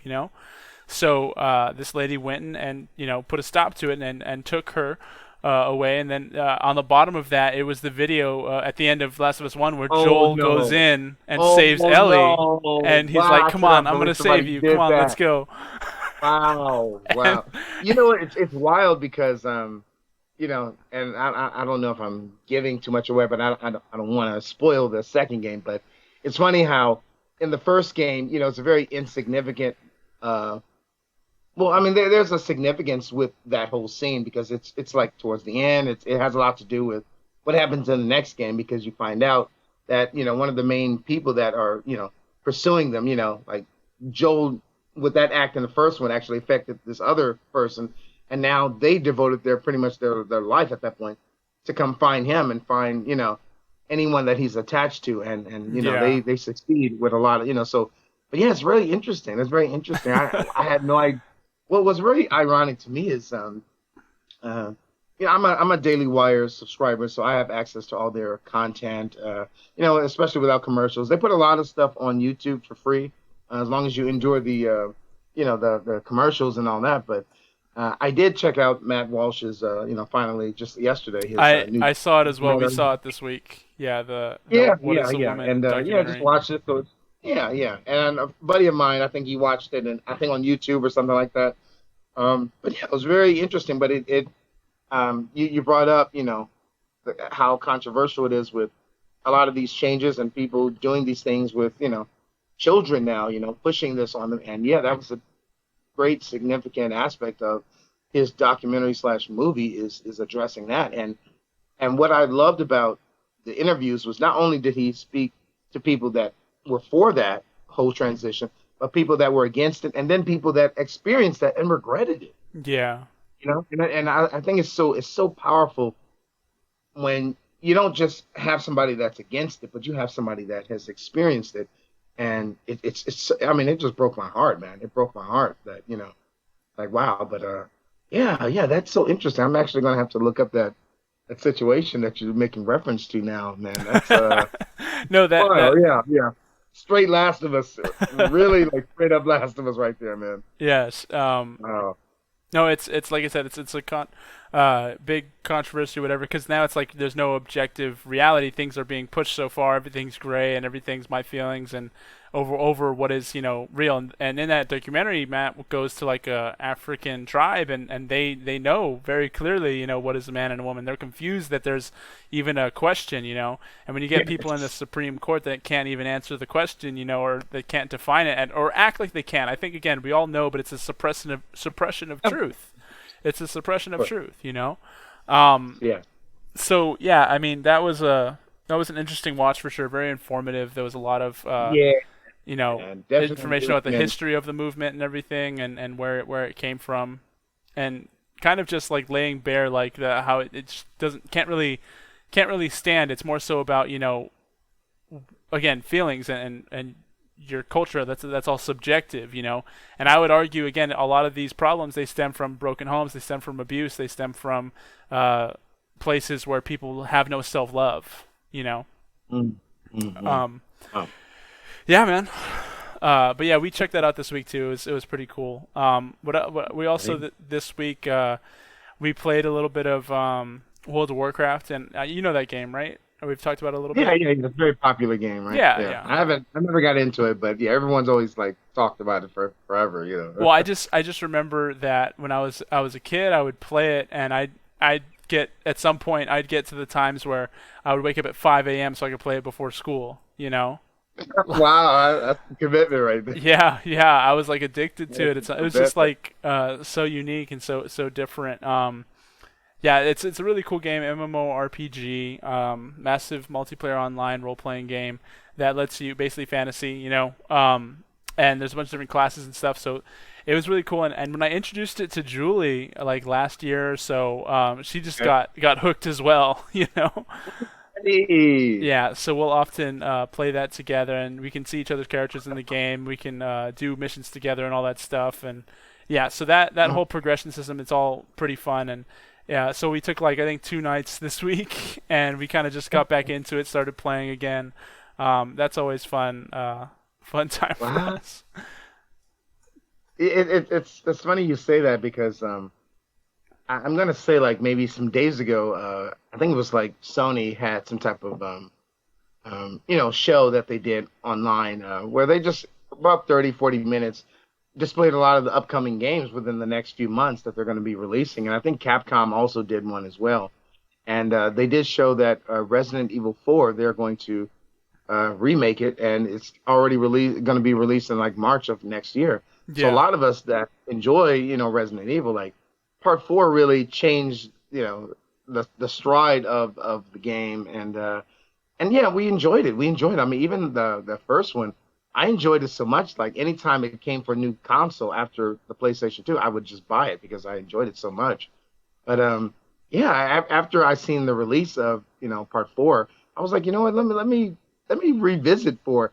And like I kid you not, for the last 3 or 4 days, I was so like into this game, like I was playing you've for been the playing first it time. again? And yeah, yeah. So I just finished it, and literally today I just actually started Resident Evil 5. Our game, Oh, James, our game, you man, didn't send our an game. invite to old Tim. Come on now.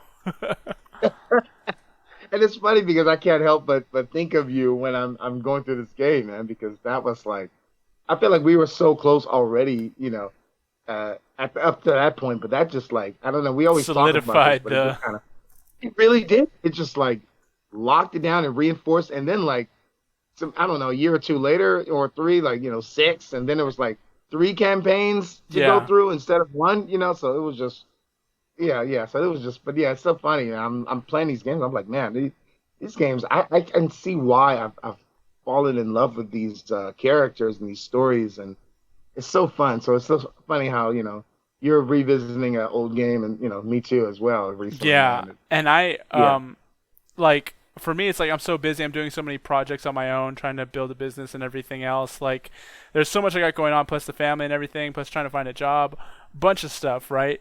And so I don't always have time to play a little bit because we'll often like have a couple hours after dinner and we'll just hang out and do something. But like I've been wanting to play, and I know the Resident Evil 4. I know that dropped, and it's going to be announced, or it's going to come out next year. I've been really trying to get myself to finish Resident Evil 2. You know, oh, uh, that's right. That's yeah. I was stuck for a long time, but then I beat that part that I was stuck at, and I got to the sewers. I got underneath that big statue, and I kind of just okay, this is the next area. I'm going to save here. I'm going to come back later, and I never got back to it. Right, and I really uh, want to finish it because I know it's a great game. I want to play 3 now, and I want to play the original 4 before I play the new one. You know, okay. so there's a lot of work to do in that franchise, and I've just been kind of want the horror vibe. I've been wanting to play a horror game for a long time. Yeah, yeah, yeah. I miss them. Like I've been meaning to buy what's it called? I keep seeing that The Evil Within 2 is always on sale, and Oh, I can't let myself buy it, no matter how cheap it gets, because I have so many other games I have to play and yeah, yeah, finish. yeah, yeah. You know? That's so funny. That's so funny. There's also a new game that is going to be released. I think I don't know if it's. I'm trying to remember. Is it only PS5 or is it the new Xbox as well? But it's called a Callisto Protocol, and it's like Hmm. a. I think it's created by the maker of what is the space horror game? Dead Space. Dead Okay. Space. Yeah. Yeah, yeah, and it looks incredible, man. It looks incredible. It looks just like a Dead Space, sort of like in that world, and I think it's like later this year. So definitely a game I'm going to be picking up for sure. That and The Last of Us, I don't know, not remake, but whatever it is. But yeah, so those two games I have to say I'm most excited about this year is those two games because those are like up my alley. But yeah, I the Resident Evil stuff, man. I love how Capcom with some of their games they're going forward in the stories. That's why we're expecting eventually a Resident Evil 8. To finish off. Uh, I mean, nine, Yeah. to go beyond with the story. But also, I love how they've been kind of backtracking, and now they're giving us Resident Evil 4. They did three, now they're doing four, and Yeah. they do it. They pack it with so much more content. They, sometimes redo certain stories and elements. But yeah, I'm looking forward to that, man. That's yeah, Resident Evil 4 is definitely it was one of my favorites. So for it to be come back and it's going to look better and better story and oh yeah, but yeah, but I get your point, man. I'm the same way. There's certain games I cannot get myself to play unless I'm finished with other ones. Well, Or yeah. There's that itself, right? And I've been meaning to like a bunch of like. There's Evil Within. There's I've been wanting to play the Dead Space trilogy. Also, I got it on PC, and then just Alien Isolation, my favorite one. I've been wanting to just go oh back, just to. I kind of want Julie yeah, I to remember. play. Yeah, You I know. remember when you were going through that. You enjoyed that a lot. Yeah, I love how that game had you really on edge, like it was you would tell me these things about, you have to hold your breath, because the alien might be nearby and you're in a vent or something. And I was just like, man, that has to drive somebody crazy, but it really keeps you alert, man. Stuff like that Yeah. would keep you, yeah. Well, you can go through the vents, but there's like systems like that too. There's like lockers, places for you to hide, and you do have to travel through vents to get around sometimes. And it's like anyone who's seen any of the movies knows that the alien loves to just like get up in those vents. So Oh, you're cramped. You're trying to scoot through. There's a button to look behind you if you need, but there is a very real possibility that alien will just show up right there in front of you. And then it's like, oh, well, you now I'm dead. that's Now. terrible. Oh, that's terrible. No, Oh, that game's great, but yeah. So and the problem is those like with these games like they're stressful, right? And so I oh yeah. feel like I really want to play them so that I can know the story and that I can just feel like. But it's like oftentimes when I have time to play at the end of the day, I had a long day and it's busy and I get time to enjoy with my wife. It's like I just want to relax. I don't want to be in a Yeah, high yeah, yeah, stress, yeah. environment unless it's like performative. So sometimes I'll put on the TV, and Julie loves watching me play them because I freak out and she makes fun of me. But Oh but no. no, we both get scared. But like a lot of time, like it's hard. It's a game. Like it's a struggle because I want to progress, but I can't always get myself to play it. And like there's another the Monster Hunter game for the Switch that we've been playing. It has an expansion actually coming out, I think this month, like in a couple days. So a whole nother set of monsters and stuff. We haven't finished it yet, so we've been trying to go back and finish that as well. So we've been Oh, playing that too. But that's a game where it's like there's games that I want to progress in, and I'm much more likely to go to that than I am to Resident Evil 2 because of the yes, stressful, President, yeah. scary environment. And then there's So, also even just like relaxing party games or something like Mario Party. Or I had Julie. Julie actually tried. She played Sonic Adventure 2 for the first time. She played the first couple missions. Yeah. cool. So she Was, enjoyed she was enjoyed that. enjoying it? Yeah, she liked it. She liked it. Okay, okay. So that's always Wow, fun that's too, showing the older games.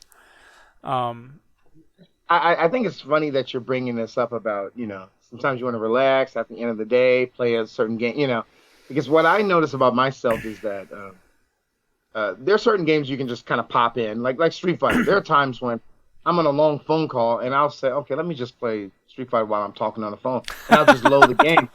and I can do both. I can do both. I can focus and I can, but with Resident Evil, I could never imagine doing that. I could never imagine trying to manage a phone call and fight these monsters because it is stressful and it almost like it requires more attention, much more attention. You can't be goofing off when listening to a sound of a monster, or whatever, Mr. X or whoever else walking in the halls, and coming close to you, like you can't goof off. So I do feel you on that. Like those are not the type of games I call like you can't just pop them on, Well, Like you have you to actually surprised be me. mentally ready. You said what? What? Well, yeah, you mentally ready. I get what you're saying. You got to be focused and intentful, right? Yeah, Um, yeah, yeah. but you surprised me, like that you can just play Street Fighter like against another person and still have a phone call. Like that to me is like much more stressful. That's another person, unless you're just like Really? kind of. It depends. Like, are you just going to train? Like you're not very. But are you or you're trying to like win? Like what are you doing here?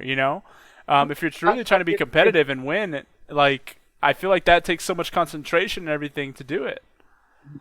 Yeah, I don't know. I think because I don't know. For me, I've been playing Street Fighter for so long.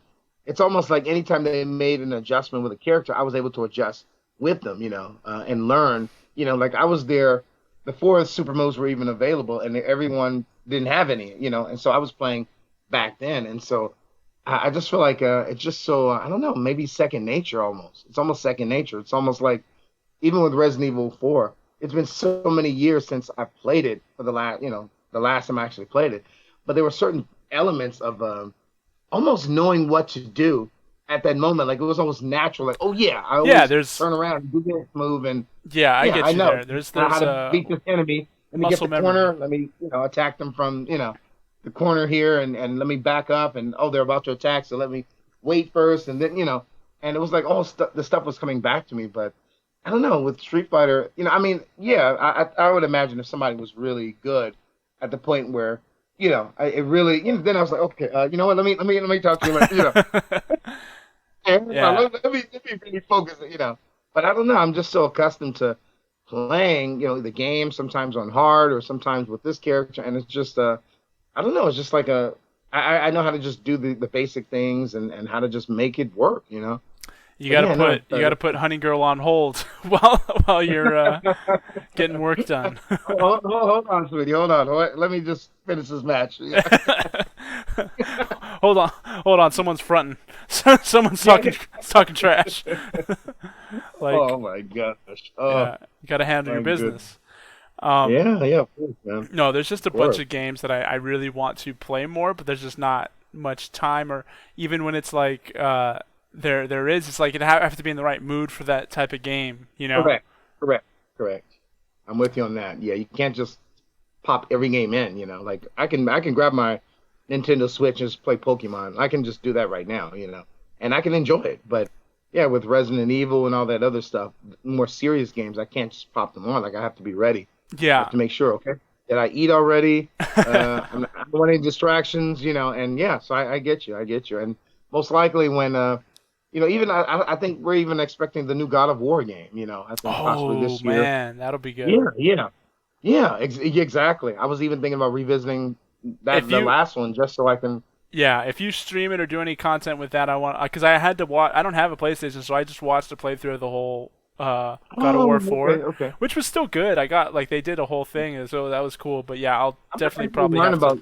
I may actually learn more about streaming because I don't know how to go Yeah, about yeah. I that. mean, I'm sure you could figure out something either Yeah, I'll that or probably go just on YouTube. doing it on YouTube or But something. yeah, yeah, But but games like that, especially when I'm playing them for the first time, like I said, this Last of Us game or God of War or uh, Callisto Protocol, like I'm gonna be like in another mode, to oh really yeah, focus on them. So, yeah, yeah, yeah. Make sure and everything's clear and.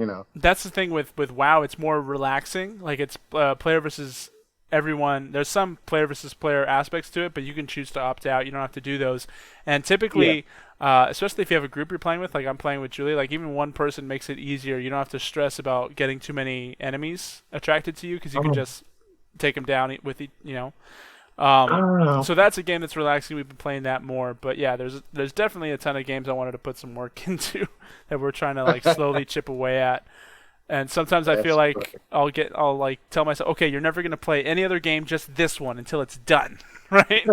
And that almost never works, especially now because I That's don't have funny. much time. I've tried to do that too. Yeah, I've tried to do that too. It's funny because when I moved where I am now, um, I told myself, man, I'm going to go through all these games, and I literally put both games and certain movies aside, and there's like a little pile, maybe 10 plus, like okay, now that I'm in a different environment, I can focus, I can do this stuff, and I kid you not, for like 1 year, I didn't touch either pile because I don't know, it just Oh and no. and I was always doing something else or playing something.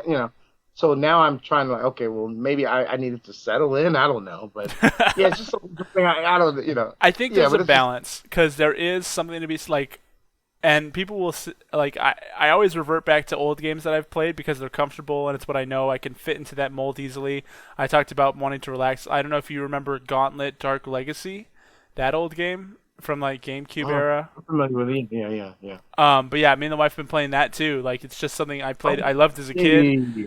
and we play together. So there's a lot of new games in it that come out, but it's also like I know there's old gems that I haven't touched. There's The Witcher 3. Yeah, There's a bunch of other stuff in my backlog that I have to go which through. You know. I've been wanting to play the Witcher. Yeah, yeah. Yeah, and then there's all this new stuff, and oftentimes I'll be like, yeah, but like I have homework. I have stuff I have to do. Like not school, but I'm talking about like video game homework. Like I have other stuff to get through first. And Um, when you do that, often like there's a balance. Like yes, have your backlog start to go through it because there are great stories and there are good things about it, right? But also like it's about just having fun, just enjoying your hobby, relaxing with it, right? There's not like a scoreboard or anything. Like just enjoy your time. If you're, because oftentimes there's sometimes when I'll force something and I won't get a good result, or if it's a game that like mm, requires you to do something, or it's like a survival game where it's like if you die or whatever the case may be, all your progress is lost or something like that, right? There's a couple times you can talk about a missing memory card or a lost save file. Anything like that is just heartbreaking, detrimental, right? And so it's important to not like get too crazy about it because that's when it's just mm. like it's a job or anything instead of like just you enjoying yourself, right? Oh yeah, yeah, yeah, yeah. That's so funny, man. That's so funny. What? So I mean, I want to transition to Obi-Wan I because I'm was gonna say, curious yeah, about. yeah. I'm like that's I was done there. Okay, That was okay, perfect. Go, go. okay, Love okay. it, James. Take an initiative. Let's go. Yeah, yeah, yeah, yeah. I mean, I don't know. I feel like with this episode that we had a lot happening. Retrieving Leia. That I thought that was a lot. That was a lot. Going in the belly of the beast. And it's so funny because it reminds me a lot of. I feel like this whole show reminds me of just the classic Star Wars stories that we grew up to really love. I feel like just the whole story of I don't know, retrieving somebody and going in with impossible odds and Okay. outsmarting people. It's not so much about just all out war, but using your mind Tactics. and intelligence to strategically you know do something. And yes, it was interesting. It was interesting to see Reva take more lead with her character. Moses Ingram's character. And it was nice to see how Vader responded to her. What he thought was, her messing up, and then she's like, "Oh, hey, I actually have a plan." So, I think we have what 2 or 3 more episodes left. I'm So not sure. I'm kind I of think it's 6 or yeah, yeah. 8. One of them. That's supposed to be 7 or 8. Yeah. So yeah, I don't know. I kind of feel like are we gonna see something kind of big happening? Because yeah, we're at this point. I believe we're towards the end. So I yeah, but so yeah, you make a lot of good points, and that's kind of just with storytelling, right? Like you want the heroes okay, to overcome those insurmountable odds and all those things. With this episode, and again, it's like I'm still watching it. I'm not like super okay, excited about it, okay. but I thought. Just keeping up at this Yeah, point. yeah, and it opened well, right? It opened with like Obi-Wan from the when he has the burns and he's in the back to tank, he's healing, and it's the mirror of him and Darth Vader, right? Oh So yeah, that's yeah. always that's the setting that they have is really good, and they're reminding us of that constantly. They're always talking about like Yeah, they are. They it are. is an interesting time, and I know that I get that, right? But certain things is just that they'll do, like with Leia, she was being interrogated by Riva, and she was saying the whole time Riva's like, he's Obi-Wan's dead, he's not coming for you. Like, tell me where the friends are, tell me all this stuff, right? And it's the fact that it's just breaking so much continuity and so much canon in the actual original trilogy and everything that's established there. Like, Leia is someone that is a diplomat, that is, she has that ability to play like, oh, it's a diplomatic mission to Alderaan. Like, I'm not doing anything shady here, right? And it's like, you're part of the Rebel Alliance and a traitor, right? But she can play both sides because she hasn't revealed her hand yet. And even in Rebels, she does this a lot, where she comes in and she's still a diplomat, right? But if on record, if she has been as a child in an Imperial containment facility and been interrogated, she has contact with the Jedi, and she's called him that. She admitted that. She admits it. That takes away all the question there. It takes away all her ability later on to like front like she's a diplomat. There's no way they're not. I'm recording those sessions. There's no way that stuff isn't on record. I would think, like. I mean, I guess it gets a little shady with the Sith side rather than the Imperial government side. Maybe there's a lot of cloak and dagger. Maybe there's a lot of, like, we don't talk about the space wizards. This is the government we have in place. This is the Senate. You guys can vote and do your thing, right? Because they still try to make the Empire seem like something that everyone should want to be a part of. Even though it's blatant to us how evil they are and the power structure, how it's awful, I assume, for the sake of galactic control, they make it look like it's a good thing, right? But even if that's the case, even if they keep all this Jedi stuff secret, I just feel like there's too many errors where it's just messing with the canon, where I just feel like she would have no grounds to even front like that if she's already admitted she's working with, Jedi, she's doing all these things she knows, and she's just outwardly saying, I am a princess of Alderaan, Bail Organa's daughter and everything, and it's,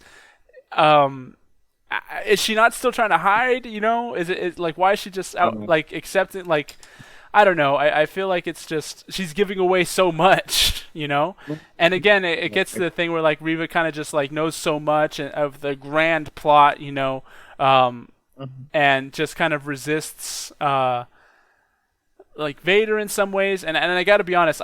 Before I saw this episode today, I saw it right before we started recording. I saw a meme the night before of that scene where Vader is like choking her out, and he's like, "You have failed me for the last time," or whatever, right? And it's like, oh, that's his stick. He does that, and they're dead. They don't, right? And then it said she did the tracking thing, and then it showed her in the next panel like on the ground, and I was like, wait, no way. Like no way that she broke. Like he said, I underestimated you, right? And I assumed that she had broken his control with her own Force abilities. Oh. So I misread that based on what I saw, and I didn't know the context. So I assumed that was the situation. And I was like, okay, dude, there's no effing way. I'm sorry. Like, that is too bold. Like, no, like, that's Vader. Like, you're not, like, I don't care what you're trying to do, how powerful this person's supposed to be. Yeah. Like, come on, dude. Like, there's no way she would break that. But then, watching the context, it makes a lot more sense, the scenario. He was choking her out, and then she's like, oh, I put a tracker on their ship. So it's like, okay, there's different stuff going on, right? But I was like, okay, I have to watch this episode. This is BS. Like, there's no way they did that. There's no way they put that in canon. You know what? I haven't kept up with all the stories of Vader outside of the foundational films, because obviously there's been countless video game stories that he's been included in. As there's a lot of stories where novels, there's comic books, of different things that he's gone through. And it just seems like he always displayed not only this this ferocious attitude, but he was just so powerful as well. Often you see that displayed, and so I am wondering to some extent, are they somehow I don't know if I want to say suppressing Vader's abilities and his or maybe this is a process of him becoming that monster, because I mean I don't know if it was I don't know what film it was, and I hope I'm not getting it mixed with uh his I'm trying to remember. Vader actually killed somebody from another like ship, right? Like I remember on one of the movies he communicated with somebody and they were failing him, Oh and yeah, he was on no, the that's screen. episode 5, I believe. Yeah. Okay, okay, right. Through the screen, he force choked somebody. Yeah, yeah. And On he was another in ship. the Yeah. vicinity. Well, yeah, Yep. yeah, and to me, like that is one of those areas where it's like this guy's dangerous. This guy's dangerous. Yeah. You know, this guy's dangerous. Like, and so I am wondering, are we going to see that? Because I've seen elements of that, but I don't know if they're working towards that, or it's like on screen they don't want to give us that, or Well, and I mean, that's just movies, of comic books and novels. what And I will say about the show is that they have taken the right approach with him. I like what they're doing with Darth Vader because one of his first scenes in the show was him walking through the town. First thing he does, snaps a kid's neck. yeah, Like, yeah, yeah. I think it's very clear that he is that monster and that they're open with Okay, that, which is okay, good. okay. That's important. Yeah, It's a unique take with Obi-Wan. Like I said, kind of weird that he's not training that whole time for 10 years. But I yeah, don't know. right. You're on the run. I get it to the point. Like Julie's a big objection with it was that like he's isolated. There's no one there in his little desert cave. There's no way he's not meditating that whole time, right, and doing all that stuff. But Mm, I guess he's just so lost and so afraid and so broken after everything that happened, right? It's just that trauma after 10 years, and he's just trying to forget about that part. I don't know. But he's clearly in shambles, right? We clearly see him in shambles, and he's trying to recover his power. He's trying to, I mean, he looks like garbage. Like he looks like, have you ever seen The Big Lebowski? I seen him once. He Yeah, looks yeah, yeah. like kind of like the dude who's just like got a coat on and Oh, he's just yeah, like yeah. I fumbling know what you're around. talking about. Like Yeah, he was dragging yeah. Leia through the prison and I was like, it's the dude. He's just like I don't know, just looks like an older dude and just trying to do his I have best. to say, by now I thought Obi-Wan was going to like wake up, sharpen up, and he's going to be that Jedi that we've seen in episode 1, 2, and 3. Yeah. That's what I thought. I thought he was going to like, and I still see, yeah. And I that's the only thing that really throws me off. It's like, okay, like stop struggling with the Force. Like use it, Yeah. use it. And You know? at the end of episode 3, Yoda's talking to him like, "Oh, an old a friend wants to talk to you," and he's like, "Qui-Gon." He's like, "Yeah, I'll teach you how to talk to him," but nothing Yeah, like yeah. It's like, okay, well, what were you doing for the last decade? for 10 years, right? And it's like I think they mentioned the name one time Yeah, uh, yeah, in the show so far, but it's like, yeah, I think it's just messing with what kind of the movies have established, and the movies were made they weren't made leaving gaps, right? They weren't. Well, I mean there are gaps, but it's like they kind yeah, of yeah. tied And then, things together, and now we're like when we're focusing in on this one little section of the timeline you can yeah, tell these other stories, but it's like you're putting in interesting plot devices that threaten what is established, and that's where I don't like it. There's not respect for the canon, and it's like, and you can argue whether or not the shows are canon, the Clone Wars, the Rebels, and all that stuff. But again, with the Grand Inquisitor, what we talked about last time is like that's being threatened a little bit too. I don't know if that is the actual Grand Inquisitor, if that's the character, which it probably is. Like that sucks. That they're putting yeah, that yeah. they're taking that away from that storyline that they had in Rebels. Um, what I will say, like I said, it's so much with like Leia is like, it just turns me off of it. Like I said before, like she talks and she acts sometimes like a full grown adult Leia, rebellious and everything, Okay. which she shows those Yeah. signs. Sure, she's a prodigy then, but then it's like don't have her do stupid kid things like. And then like I said, my gripes with this one specifically is like she's literally admitting she's been with the Jedi. She's like being around them and all this other stuff. So and she said, "I'm Leia Organa. I am of Alderaan, Princess." So there's no way there's any confusion later on. There's no way. Like she's admitted to the Imperials. This is who she is. She's had dealings with this person. There's Uh, absolutely no way there's any feign of like, oh, it's a diplomatic mission. I know there's suspected rebels here, but I have nothing to do with it. Long oh live my the Empire. Like that's all BS, man. Like she, I, I will say the only thing that really throws me off with Leia is I do believe that they gave her an adult like maturity, and then it's almost like they're hinting that she's using the Force at times, knowing things ahead of time, and huh? I think one of the biggest I examples didn't was catch that. with her cousin. Yeah, I think it was the first episode. Her cousin, I think, was giving her a hard time, who was a little older than her, and he started saying some things to kind of antagonize her. And you She almost was like, think, "You oh, just okay, hate your well, dad." Like yeah, and, she's just cut and to she his didn't say core. it. Yeah, but she didn't say it like in a sassy. No, she didn't. She said, and then she knew that was the case. She knew it, Yeah, and even he was like startled, like you know, yeah. So for me, I don't know. I just that I'm a little slightly uncomfortable with. I mean, I like that. Oh, there's a little elements of that, but it's like I don't know. I don't want to see. Um, I don't know. It's almost like they're trying to somehow, I don't know, give us that Leia that eventually later down the line that was mature, and they're trying to give it to her, give it to us like right now when she's a child. It's like you can't do that. She's a child. There, Like I that still comes with want like to experience see and her. everything.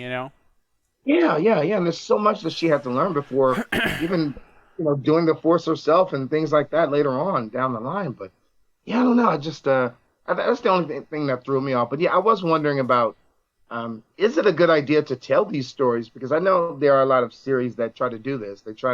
They have maybe films, or they have I don't know, stories that these major stories, and then it's like, oh, hey, let's tell this side story about what was happening in between this.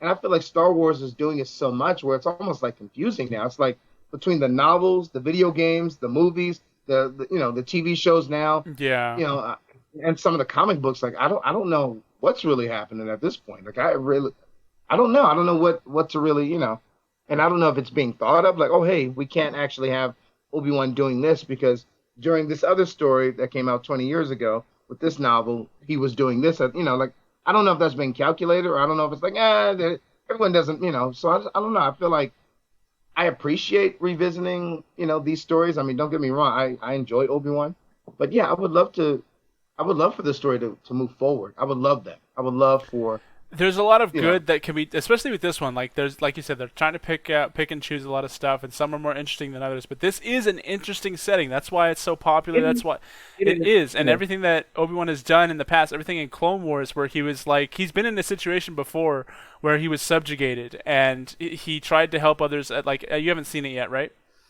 The Clone Wars No, not show. all of Okay, them. so Not there's an all of arc with some slave traders, and Anakin, Obi Wan, and then Ahsoka go there, right? And things go a little bit wrong. They get captured and everything, and it's really great arc because Anakin's whole past, and he's very passionate versus slave owners, and he's very aggressive towards them. But essentially, Obi Wan is enslaved, right? And he is basically like the people in charge there prey on him because of his willingness to help people, right? Anytime he tries to help someone or tries to speak out and do something, they punish everyone else, right? And that's something that was even said at the beginning in the first episode, like, oh, a Jedi will always reveal themselves because they can't help but to help people, right? Yeah, yeah, yeah, Um, yeah. so they played on this aspect of that where like Obi-Wan does struggle with his altruism, and it's like, oh, but people are still getting hurt overall, so I guess I just have to do nothing, right? And at this point, it's like something like that's happening again on a grand scale. He Oh, can't even help his Jedi friends because yeah, yeah, all yeah. these risks. So there is like a lot Wow. of in. Watch the show, James. I'm telling you, Clone Wars Yeah, is good. yeah, yeah, yeah, Um, yeah. I'm saying, wow. but there is a lot of Wow. good character development that can happen here. Obviously him and Anakin, their interactions, especially Anakin's so ripe from all this pain, he just wants to torture him and get him feeling what he was feeling especially when he took the time to burn him through the coals instead of just killing him. That's what I was like. Wow, that's like so like I specifically want you to experience what I experienced. Yeah, You know, I want you to experience that. And I was just like, wow, like it's my goodness, twisted. it really is, and it's wild how. I think the most, maybe I don't know if I want to say this is like the most intimate and the most area that I feel drawn to the show is I love that Obi-Wan has not just gotten over this. I actually like that. Like even when he No, found out it's Anakin was traumatic. alive, Yeah, yeah, like I really appreciated that. Like, and then I appreciate to some extent, Vader being Vader, and he's bringing up this old stuff too. And it's almost like, like don't do that to Obi-Wan. Like he's been tormented the last 10 years with this. yeah. Like don't, but it's so fascinating to me because it's almost like that I almost felt is what's suppressing his Jedi abilities is this regret, this pain, this disappointment in himself. Like, man, I thought I was training the right guy, and what happened? And did I fail? Did I mess up? You were supposed to be the chosen one, and like, So I don't know, that aspect really kind of. I think that's the thing that really draws me into the story. It's like I'm so used to Jedi being able to figure everything out, and I don't know the fact that he's vulnerable. Well, just dealing with Yeah, that failure, while still yeah, trying to like do his best, help people and everything. Um, yeah, yeah. yeah, like I said, there's a lot of good to be done here, but like just the side stuff, the little stuff that's like messing with the Mm. continuity, like Leia giving away all that information, compromising her future role, Oh, right? There's also just like the Star Wars kookiness and stupidity about how stormtroopers are just garbage. Like oh, that spy lady when she was like, I think she was like being held by them or something, and literally this fully dressed stormtrooper, right, armor, helmet, and everything. All she does is like very lightly like hit his face, and he's like, oh, like, and it's so exaggerated, and it's like, are these not trained soldiers? Are these I, not I like? was think- I was thinking the same thing. At first, when I think Obi-Wan was in trouble and he's calling her, in my head I'm thinking there's no way this woman is gonna outsmart the Empire. Look at these soldiers. Look at their armor. Look at this. And when she took care of those two guys in the hall, I don't know. I kind of said, huh? That was wild to me that she like so handedly, so Puzzled. easily, so unchoreographed, just bah, bah, give me your weapon, bah, bah, and it's like they're so incompetent. And I was also thinking like, because the whole stormtrooper argument is like so weird. Like they went from clones to stormtroopers, and it's like so that it's a bigger empire. They can have way more, like less talented, but it's like less trained, bred for perfection. But it's like they had just have more of them, right? But Yeah. they all have free will, and that's the one thing I did like about the new trilogy was that with Finn's story, it told the story of a stormtrooper that was like, oh, this is wrong. I need to defect. I need to Yeah. get out of here, you know. And I'm sure there's so many other stories like that with the stormtroopers because they're all Yeah. human, Yeah. they're not just bred for war. And even the clones in the Clone Wars, it talks about it a lot. But even the clones, even though they were bred for that, this is what I was made for. They even desert sometimes. They even have objections to actual right and wrong, and they will stand up to orders. So of course these conscripts have to, or unless they're just Yeah. all cowards or whatever. And when I saw that Riva was like, take her away, right, to the shackles, the dungeon. Like these two people, like they're hooking up a kid to some torture device. I'm like, is there nothing? Like no Yeah, one is gonna. that was too much. Yeah, I yeah. was like, And I what? don't know if the idea was just to intimidate her, but I'm like, huh? Like you should be able to just handle her in a room. She's a child. I don't know. Like scare her at least. You know what I'm saying? But Again, yeah, the I agree. whole human thing of we're so conditioned, we think it's the right thing. We won't stand up to moral right and wrong. We just talked about it earlier, and with same thing. Like bad things happen, bad people can do bad things because good men don't interrupt it, don't stop it, right? Bad Yeah, things yeah, are yeah. allowed to happen Well, there's when a quote. I think I've there's a quote there from is Martin there's Luther an ex- King that says that. someone said something like that where Yeah. evil is allowed in the world when good men stand by and don't do anything, something Don't like do that. anything, right? Yeah, yeah. I think that might be Martin Luther King. Um, Oh, that, but yeah, so it's like I want to say that they would stop it, but if they're in that giant regime, maybe they're too afraid for their lives. They just don't question anything. Um, but yeah, that's just then the argument about oh, I put the tracker on their ship oh for yeah, yeah, Riva, right? yeah. Yeah, sure. I was like, when I was thinking, like, what's the tracker? Like, there's no way she put the tracker on Obi-Wan. There's no way she got to the ship before. It's Oh Leia. yeah. It's Leia. It has to be with Leia, right? And then it's like, Oh oh yeah. no, it's the little droid she had. That's where the tracker Uh, was. That's what it was showing at the end with the red light instead of the blue light for the eye. oh gosh, I did not pick up on that. Yeah. Wow. Um. So she did. Because it's like, is it just BS or did she do it? No, she put the tracker in the little thing. Oh wow, that's so funny. Um. My God. But Yeah, here's yeah. I don't know if you've heard this argument for Episode 4, right? The first Star Wars movie that ever came out. But everyone was giving them crap because again they escaped the whole Death Star, all those stormtroopers, and they got out alive, right? But there's Oh yeah, yeah, yeah. literally a line in the movie that says, "Oh, we're tracking them. We put a tracker on their ship, whatever." right? So there's a theory that like all the stormtroopers weren't just bad at shooting, but they just were trying to let them believe they were escaping and let them go. Whoa, Yeah, I mean that would actually be incredibly strategic. you hadn't heard that? No. Yeah, so that because there's literally a line, like I said, that they said they're tracking them to get to the real rebel base, and then they show up and try to destroy it, right?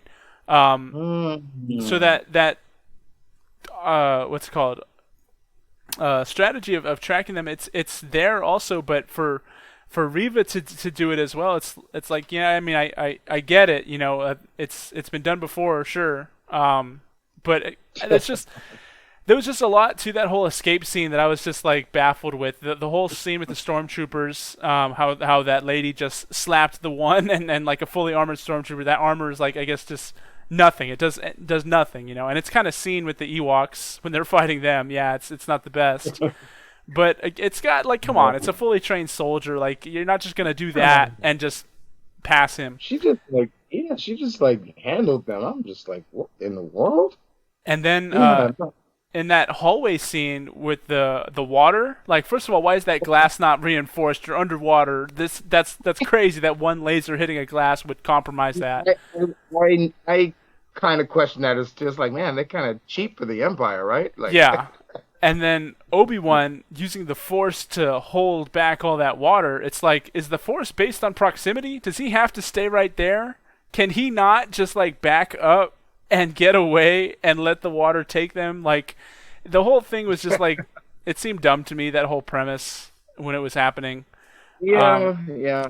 I'm just hoping Obi-Wan wakes up by next episode so he can just. I don't know. I mean, I understand it makes the story a little bit more interesting with the fact that he's not. He can't just call the Force at will, at a moment's notice, But it seems like it has to be a stressful situation, and yeah, in many ways, it seems like he's backtracked when it comes to that. But I don't know. I don't know. It's just I would like to see him like just get back to normal, finally. At least kind of waking up out of his whatever it is, like even if towards the end or at the end of this series, just like confronting Vader and of course they have to have them fight, we're gonna have to have that, but yeah, just letting it go and say, no, Anakin, this is what you chose.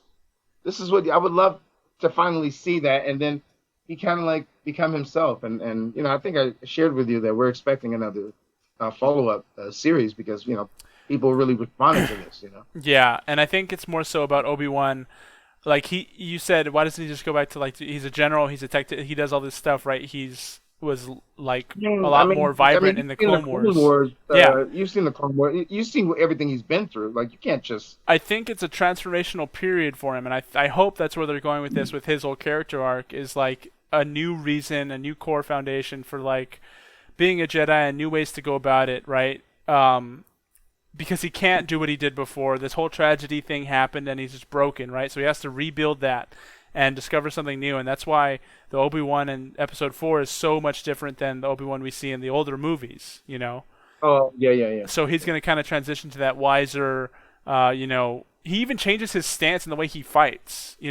And I don't know all of the information, but there are like stances in the way they hold their lightsaber, what lightsaber they use, the way they fight.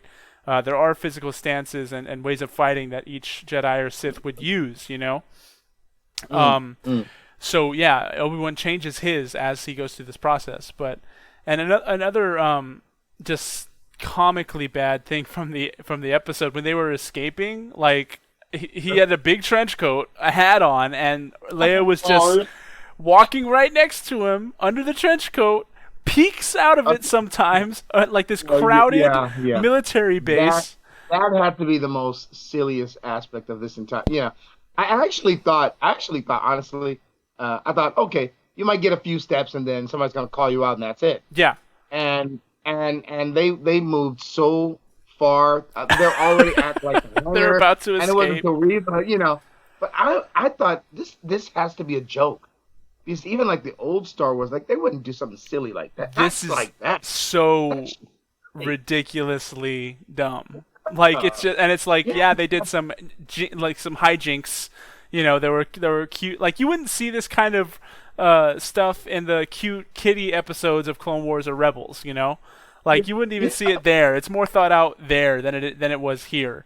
And it's like Uh, I feel like the writing is just it's just making crap up as it goes along. Like it's not thinking about yeah. these things, making it seem real, like real problems are being solved.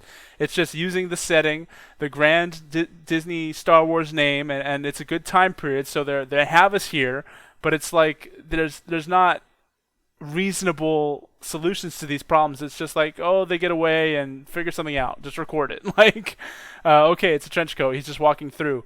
And from that single perspective, where that lady was in front of him on this side and it showed you, yeah, you couldn't see the kid, right? But any viewpoint from the front or any other angle sees him like Yeah. hiding her and Yeah. Thinking that even if you just had a box and put her in and you were moving it along, that would have been something, so much but better. but yeah, I honestly I thought, oh, okay, well, it's just gonna be like a moment before they're discovered, and they weren't. They were just kept, and I just thought, okay, I don't know Everyone's if they're just getting letting them lazy. go until Reva Yeah, walks out with the stormtroopers. There she is. Like and it's like, oh my goodness, it's like there was just no yeah, legwork done to like explain that. And again, like in every other scenario, every single like, and I was even questioning this earlier in the episode, in an earlier episode, but okay, typically Imperial officers or anybody else that is shown, they're always like shown as like Nazis is like they always seem as like yeah, very intelligent, very observant. You slip up yeah, one thing, yes, and they will yeah, call and you out, they know, and they'll yeah, interrogate you, right? yeah, And in this show, it extended that, really intelligent, whatever. It extended that to the stormtroopers.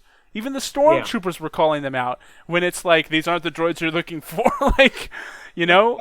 And we've talked about they're not clones, they're conscripts, and they're people, they're average people. They have other motivations, and like they wouldn't take it that seriously. They're people doing a job.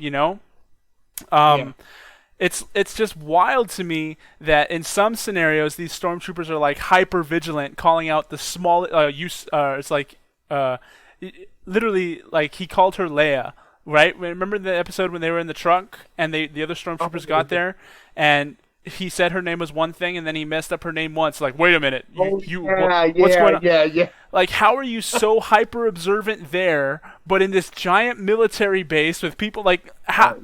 there's it makes no sense. It's bad writing. Oh my gosh, that's so funny. That's so funny. Um, That's so true. Actually, I was pretty sure that Stormtroopers was going to discover them even at that moment. Like, wait, well, I thought you said her name was, and it's like, and I was like, they're really falling for that. But no, you're right about that. Actually, yeah, that was actually good that the Stormtrooper was like alert and paying attention, and Again, that's it's so like one interesting. or the other. Like they tried to make him seem more human. Like, oh yeah, we gotta hop on this truck because our driver was late or whatever, right? So it's like, Yeah, yeah, yeah, yeah. but then it's like they're super dumb and they can just be tapped out. There's no Yeah. consistency at all. Like, and even with like at the end, the Hoth speeders. Like, I don't know much about the science behind all that, but I know that they can't go into space. I know that they can't. It's a speeder. It is meant to push off the ground to keep up and to fly. It can go pretty high, but it went way up into the clouds and into another ship.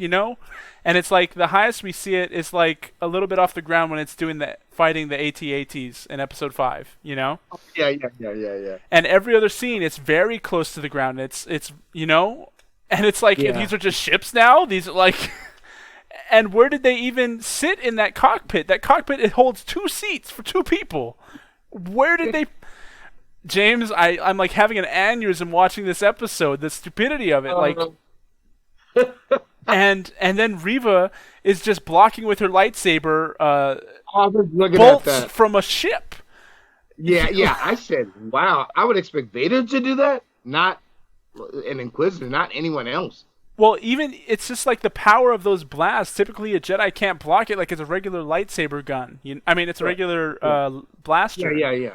This is a Yeah. ship that is designed to like Yeah, do to ground hit, assaults. hit. Like, uh, I just all Oh, these things man. kind of combine, and it's just like just Yeah, it kind Stop of like yeah. rushing. Just care about the product and make a good product. Like, just make it make sense. Why am I sitting here? You're treating me like a child, like waving what I want to see in front of me. Here's Obi Wan. Here's Leia. Like here's Darth Vader. It doesn't Yeah, matter here's why Darth, they're yeah, here. yeah. It doesn't matter Here's what the Darth story Vader, yeah. says. But here's the That's thing: how I dangling feel. keys, like in front of Oh me. yeah, that's how I feel. Yeah, just Obi-Wan and Darth Vader alone. Those are like, that's why most of us are even entertaining this show. Yeah. It's just to see them. Yeah, yeah, it's very interesting. And here's Yeah, the no, they've definitely got me. Yeah, Go James, ahead. don't let me take any love you have for the show away from you, please. Don't let me be No, so but I'm pessimistic.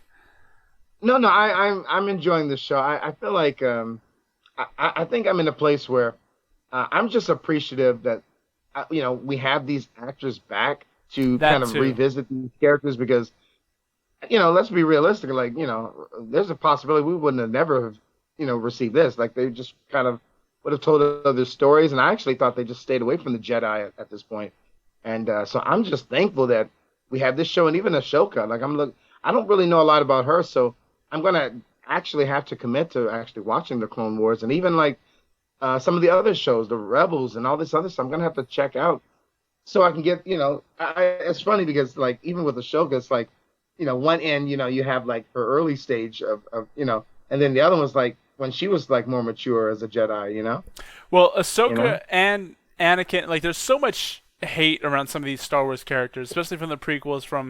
I'm trying to think if there was one in the original trilogy that everyone. I mean, I guess C-3PO, but the kid Anakin actor, right? People hate on him Yeah. so much. I forget what happened to him. I don't want to Yeah, yeah. get I've too seen an dark. interview about him. It, I've seen an interview I about know him. he dealt with a lot of bad stuff. I can't remember if he's Yeah. still with us or if something really bad happened to him or if he just dealt with that pain. Um, Yeah, but I know I seen an interview and he was teased and if I didn't understand, I thought you would think, man, it's Star Wars, but yeah, and he mentioned in his interview, and it's probably some years ago, but he said like everyone always assumes that you have a role like that, and then it just helps you take off. But I know he was like overweight, and he explained like it didn't happen like that for him. It didn't happen like that. yeah, you get into big IP and intellectual property, and it can, but again, it's like it's very, very subjective. It can ruin people as well. There's other examples of that. I can't think of it right now, but I know I've heard of it before. But there's him, right? The guy who played Jar Jar was really bad. As like he got a lot of hate too. Um, Oh, yeah, oh. yeah, like really really bad. And then even Hayden Christensen, people were like talking trash about his I've acting heard skills people and on everything, him. and it's like it's not Yeah, him. That's how he was directed to act by George, you know. Um, and so there's that, but like I bring it up because you talked about Ahsoka, and when she came out that first season, so many people gave her hate, and everyone hated her. Like, like, oh, Anakin never had an apprentice. This is BS. Like, stop trying to shoe in. Again, same kind of. It's because I think we're defensive about the Star Wars canon. We don't want oh like yeah, we yeah, can yeah. accept this new thing, but it needs to be done right. It needs to be done well, right? So people hated on her so much. She acted like a whiny kid, a whiny entitled brat for so long. She didn't, but that's what people thought, right? And she maybe Hmm. has a couple episodes, whatever. But you really see her character arc and her growth as a story, and now she's like one of the most beloved characters.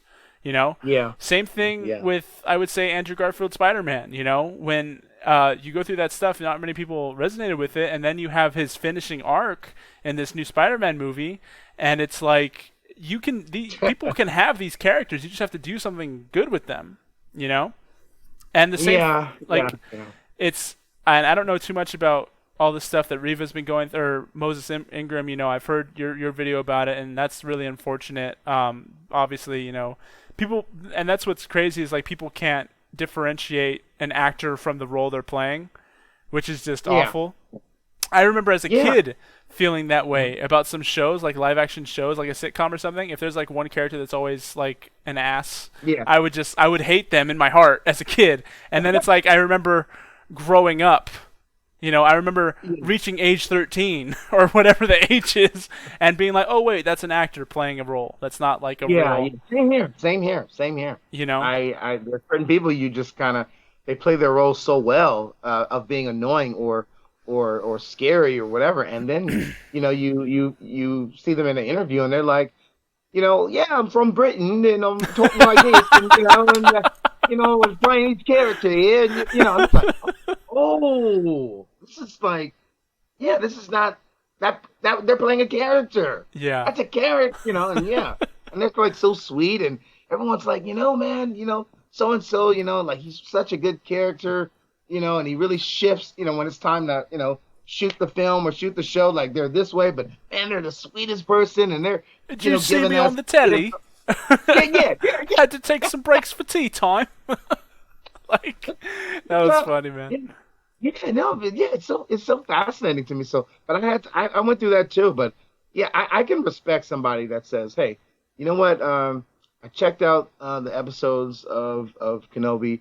I was looking at Moses Ingram's character. I don't really like how Reva is written. I don't like her attitude. I think she's immature. I think she's annoying. I don't really like that. She seems to have more information than other inquisitors. Yeah. I can respect that. I can respect that. But yeah, if somebody's not making a distinction, they're like, hey, they're attacking Moses Ingram, then it's like, okay, whoa. So yeah, Yeah. so I'm with you on that. I'm with you on Um, that. It's very important to make that distinction. for sure. There's like ways to go about it, and with the character, it's like she's like it's not her fault. It's written that way, And we were talking about Yeah. like again, these characters seem annoying. They seem shoe in. Then the problem is like there's this canon, and then it's like there's a new character from this show to make it interesting and to make it unique. But they're having an Oh yeah. impact on the story with our mainline characters, and that's what we don't like a lot of times, right? They're messing with Yeah. that. But if it's done well, if their story has meaning, if they have good character arcs, they can all be accepted and all be loved. It's important to have Yeah. those additions, but let's just do it right. And with Yeah. her, it's like I'm curious. She's always talking about her backstory, and that we're getting little pieces here and there, I guess, right? But Yeah. just the Yeah. tone and the insubordinates and everything, I feel like that wouldn't. Although the structure of the empire and everything thrives on backstabbing and all that, I don't feel like she'd get to that point. Like I don't like with that whole demeanor about things. Like she's getting like too many chances. Like depending on Vader's mood, he could have just, like not even heard her Very out. true. Very true. Like Very he's true. killed people for less. Yeah. Yes. Yes. Yes. No, Um, it's so true. Yeah, I was thinking the same thing. I was thinking, man, that's very patient of him to trust her on in that regard. Because yeah, there's some people that they just used the wrong tone and he killed them. You know, and he even decided to even lift his hand. He just looked at them and he was killing them. yeah, So yeah, it's just yeah, I'm just thinking like, oh my gosh, yes. I don't know if this is slightly off topic, but I don't know if you ever seen the actor Kylo Ren's scenarios in Saturday Night Live. I don't know if you've I seen. saw the There's bits two like of them. where he's Yeah, undercover yeah. boss, right? Oh my gosh, yeah, Yeah, yeah. Kylo Ren is I just, undercover boss. I'm probably gonna watch them as soon as we're done here. I just thought they were so hilarious. The first one's funny, but the second one is the most hilarious. Even the Yeah, way it ends. But yeah, but I don't know. It's just there's something about people in those positions that I love that it shows that because of their immature dictator-like mindset, when they have this power, they use it to and abuse it. yeah, So everyone knows, oh hey, let me obey this person or they'll kill me. And yeah, it's interesting because I do like that Reva knows her role with Vader. I love that when she's speaking to anybody else, she speaks confidently. she's Even if like never you ain't inquisitive. like Yeah, she, yeah. I yeah, love how her tone changes when she's speaking to Vader. I love that. yeah. It's respect and yeah. So I appreciate that. I appreciate that hierarchy. Like, okay, well, this is Vader. I'm not playing with I him. don't know. I feel like she'll blow up one time and call him Anakin. Like, you know, so like Vader will tell, oh, you don't get the promotion this other guy does. It's like, what would Padme think of that? Oh Like she would clap back with something like, just a bunch of my God. sass. I don't even want to think about what he would in that scenario what he would he would just be ripping her apart and putting her back together, Yeah, ripping her apart again, back and forth.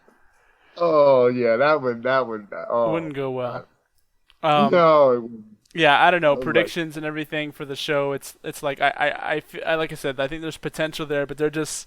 I feel so insulted watching it. Like I'm not a kid, really? even for kid standards. Like there weren't like, it's just bad. Like, like what kind of Uh, hijinks are going on. You know. Oh my gosh. That's so funny. Yeah, I mean, one of the last things I'll say about this is I do agree with you that because we have Ewan McGregor back and Hayden Christensen, obviously we're all excited about having these characters back and kind of like a continuation of these two characters that we love. And yeah, to some extent, I do think Disney, is basically like, hey, looky here, what we got here, guys. Hey, your two favorite characters, and it's like, hey, wait, let me see what episode, what's gonna happen, and yeah, it's almost like, yeah, I can see like there is a very different tone than I would imagine like George Lucas would go through, take I guess an approach. It's very different. It's very different. Even with the dynamic right now, it's just very different. Like even if I was Disney, I would even still ask him his opinion about stuff. I would still ask his opinion about, hey, Yeah. if you were to give this, this a thought, like what do you think? Like even if you don't use everything, but just you have this respect for these characters, and I don't know, it's interesting to some extent. I like some of the exchanges, the dialogues I'm seeing, but I almost feel like, yeah, you're right. It's like, hey guys, we have what you like. Come, come get the dinner. Come eat. Come see what's here. And yeah, a lot of us we're gonna sit through. We'll even complain, but we're gonna sit through it because we like the characters. And we don't want to be ignorant about what's going on. And so that's my only thing is I love me some Obi-Wan. I love Ewan McGregor. I love but yeah, I'm not in a place where it's like, oh hey, well I'm gonna just accept everything. It's like, maybe at the end, when it's over, I may say, okay. I mean, it was nice to see the familiar characters, but yeah, definitely could have been better. Yeah. And yeah, we don't know how this is going to end, and yeah, it's just so much to consider. No, you're right. Uh, Hmm. oh man, that was a good one. Good Yes, little. yes, yes. Another in-depth discussion. We appreciate you guys sticking around. Comment, let us know what you think. Are our takes outrageous? Is Leia spot on to her character? Am I just crazy? Are stormtroopers always bad? There's no reason for them to display human anything, cognitive or like defense mechanisms, anything like that. Uh, let us know what you guys think in the comments or anything. Watch it and 5-star review it on the podcast if that's how you get it out. We'd love to hear your reviews there. That'll help the algorithm tell it to other people, tell us it's good. I can only do so much on the social media front, trying to get these clips, trying to get entertaining ones, but it is you guys that grow this thing.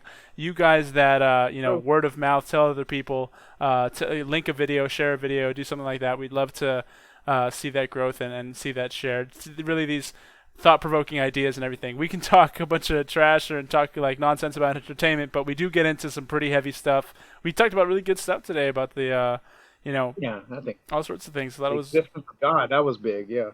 yeah, yeah, kind of like the question, right? Yeah, I had no idea we were going to address that one. That was a big one. Came out of nowhere. Um, Yeah, yeah, so seriously. hit us up with all those channels if you want. If we don't have any questions yet, but if you want some more questions, if you have a question, email it to the stageclearpodcast@gmail.com. Or no, it's stageclearpod@gmail.com. Sorry, stageclearpod@gmail.com. That's what you email your questions to. If you have any inquiries or have any, want to reach out to us about maybe being on the show, trying to talk about a certain topic, we can talk to you about it. Maybe see if it's doable. We have a bunch of projects we're working on, don't we, James? We got a Yes, bunch we of do. bunch of YouTube stuff going on. That'll be everything will be in the description. He also talks a lot about social media about different things. Those will also be there. Um, Absolutely. I have a lot of things I'm talking about, businesses I'm building with life coaching and everything. And actually, Ah, yeah, I actually started a summer group for people trying to improve. We call it the Forge, and Right. yeah. It's a place where right now it's a group of men, but anybody is welcome to come. But it is a place where people, bring out the best in each other, hold each other accountable. We're all trying to accomplish our goals and become forge the best version of ourselves, right? Through trials, through accountability, a community, and iron sharpens iron, right? So that's the whole point of the Forge. If you guys are interested in that, we're taking some new spots in July. Right now we're booked, but this is going from June until August, and we're doing like weekly meetings. We're doing we all have like a health and fitness goal, so we're doing weigh-ins, but we're helping other people with other goals as well. So if you're interested in joining a community of people that want to better themselves, please reach out to me through my link below. We can talk about that and get you going to start up with us in July. We'd love to have you. So it's just exciting. This is kind of the first couple steps and building this thing and actually helping people. It's pretty awesome. That's Yeah. that's cool. That's cool. I love that you're growing this. I know that it kind of like started out as like a thought, and then it's like maturing and evolving into, your Twitter, activity, the group activity. So this is awesome, man. This is great. Great Yeah, transition. appreciate it, man. Um, Hmm. and yeah, so all of our resources, everything's going to be in the description below. We appreciate you guys for checking us out. James, do you want to close us out in some prayer? We missed last week, unfortunately, but we can definitely pick up Yes, we did. and be better this week. Of course, of course. All right, here we go.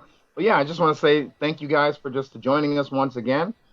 Blessings to you guys, and let's get into our prayer. Heavenly Father, thank you for just giving us another day. We know 150,000 people die every 24 hours worldwide, and we were not any of them. Thank you for the privilege of just being alive. Continue to pour into us and mold us and sculpt us more like your son Christ, and for us to have the heart to share the gospel with people, even if it's offensive, to do it in a loving, kind way, and just continue to help us, display a godly, Christ-like character, because we want the credibility behind what we're saying and doing and teaching, and if we are contradicting what God desires, no one's going to take us seriously. So continue to help us always walk in your truth. And just thank you for every opportunity that you are just pouring into our lives, God, because we know we don't deserve anything that you are giving to us. We have been rebellious, all of us, in one way or another. We've been rebellious against you, your guidelines, your laws. So thank you for being merciful and loving the way that you are. And thank you for everything that you are doing in our lives, and thank you for everything you will do in our lives. In Jesus' mighty name, we pray. Amen. Amen. All right, buddy. All right. That's a wrap. That's a good one. We'll catch you Sweet. guys next week. Hit us up sometime. Alrighty. Let us know what you think. All right. Bye, guys.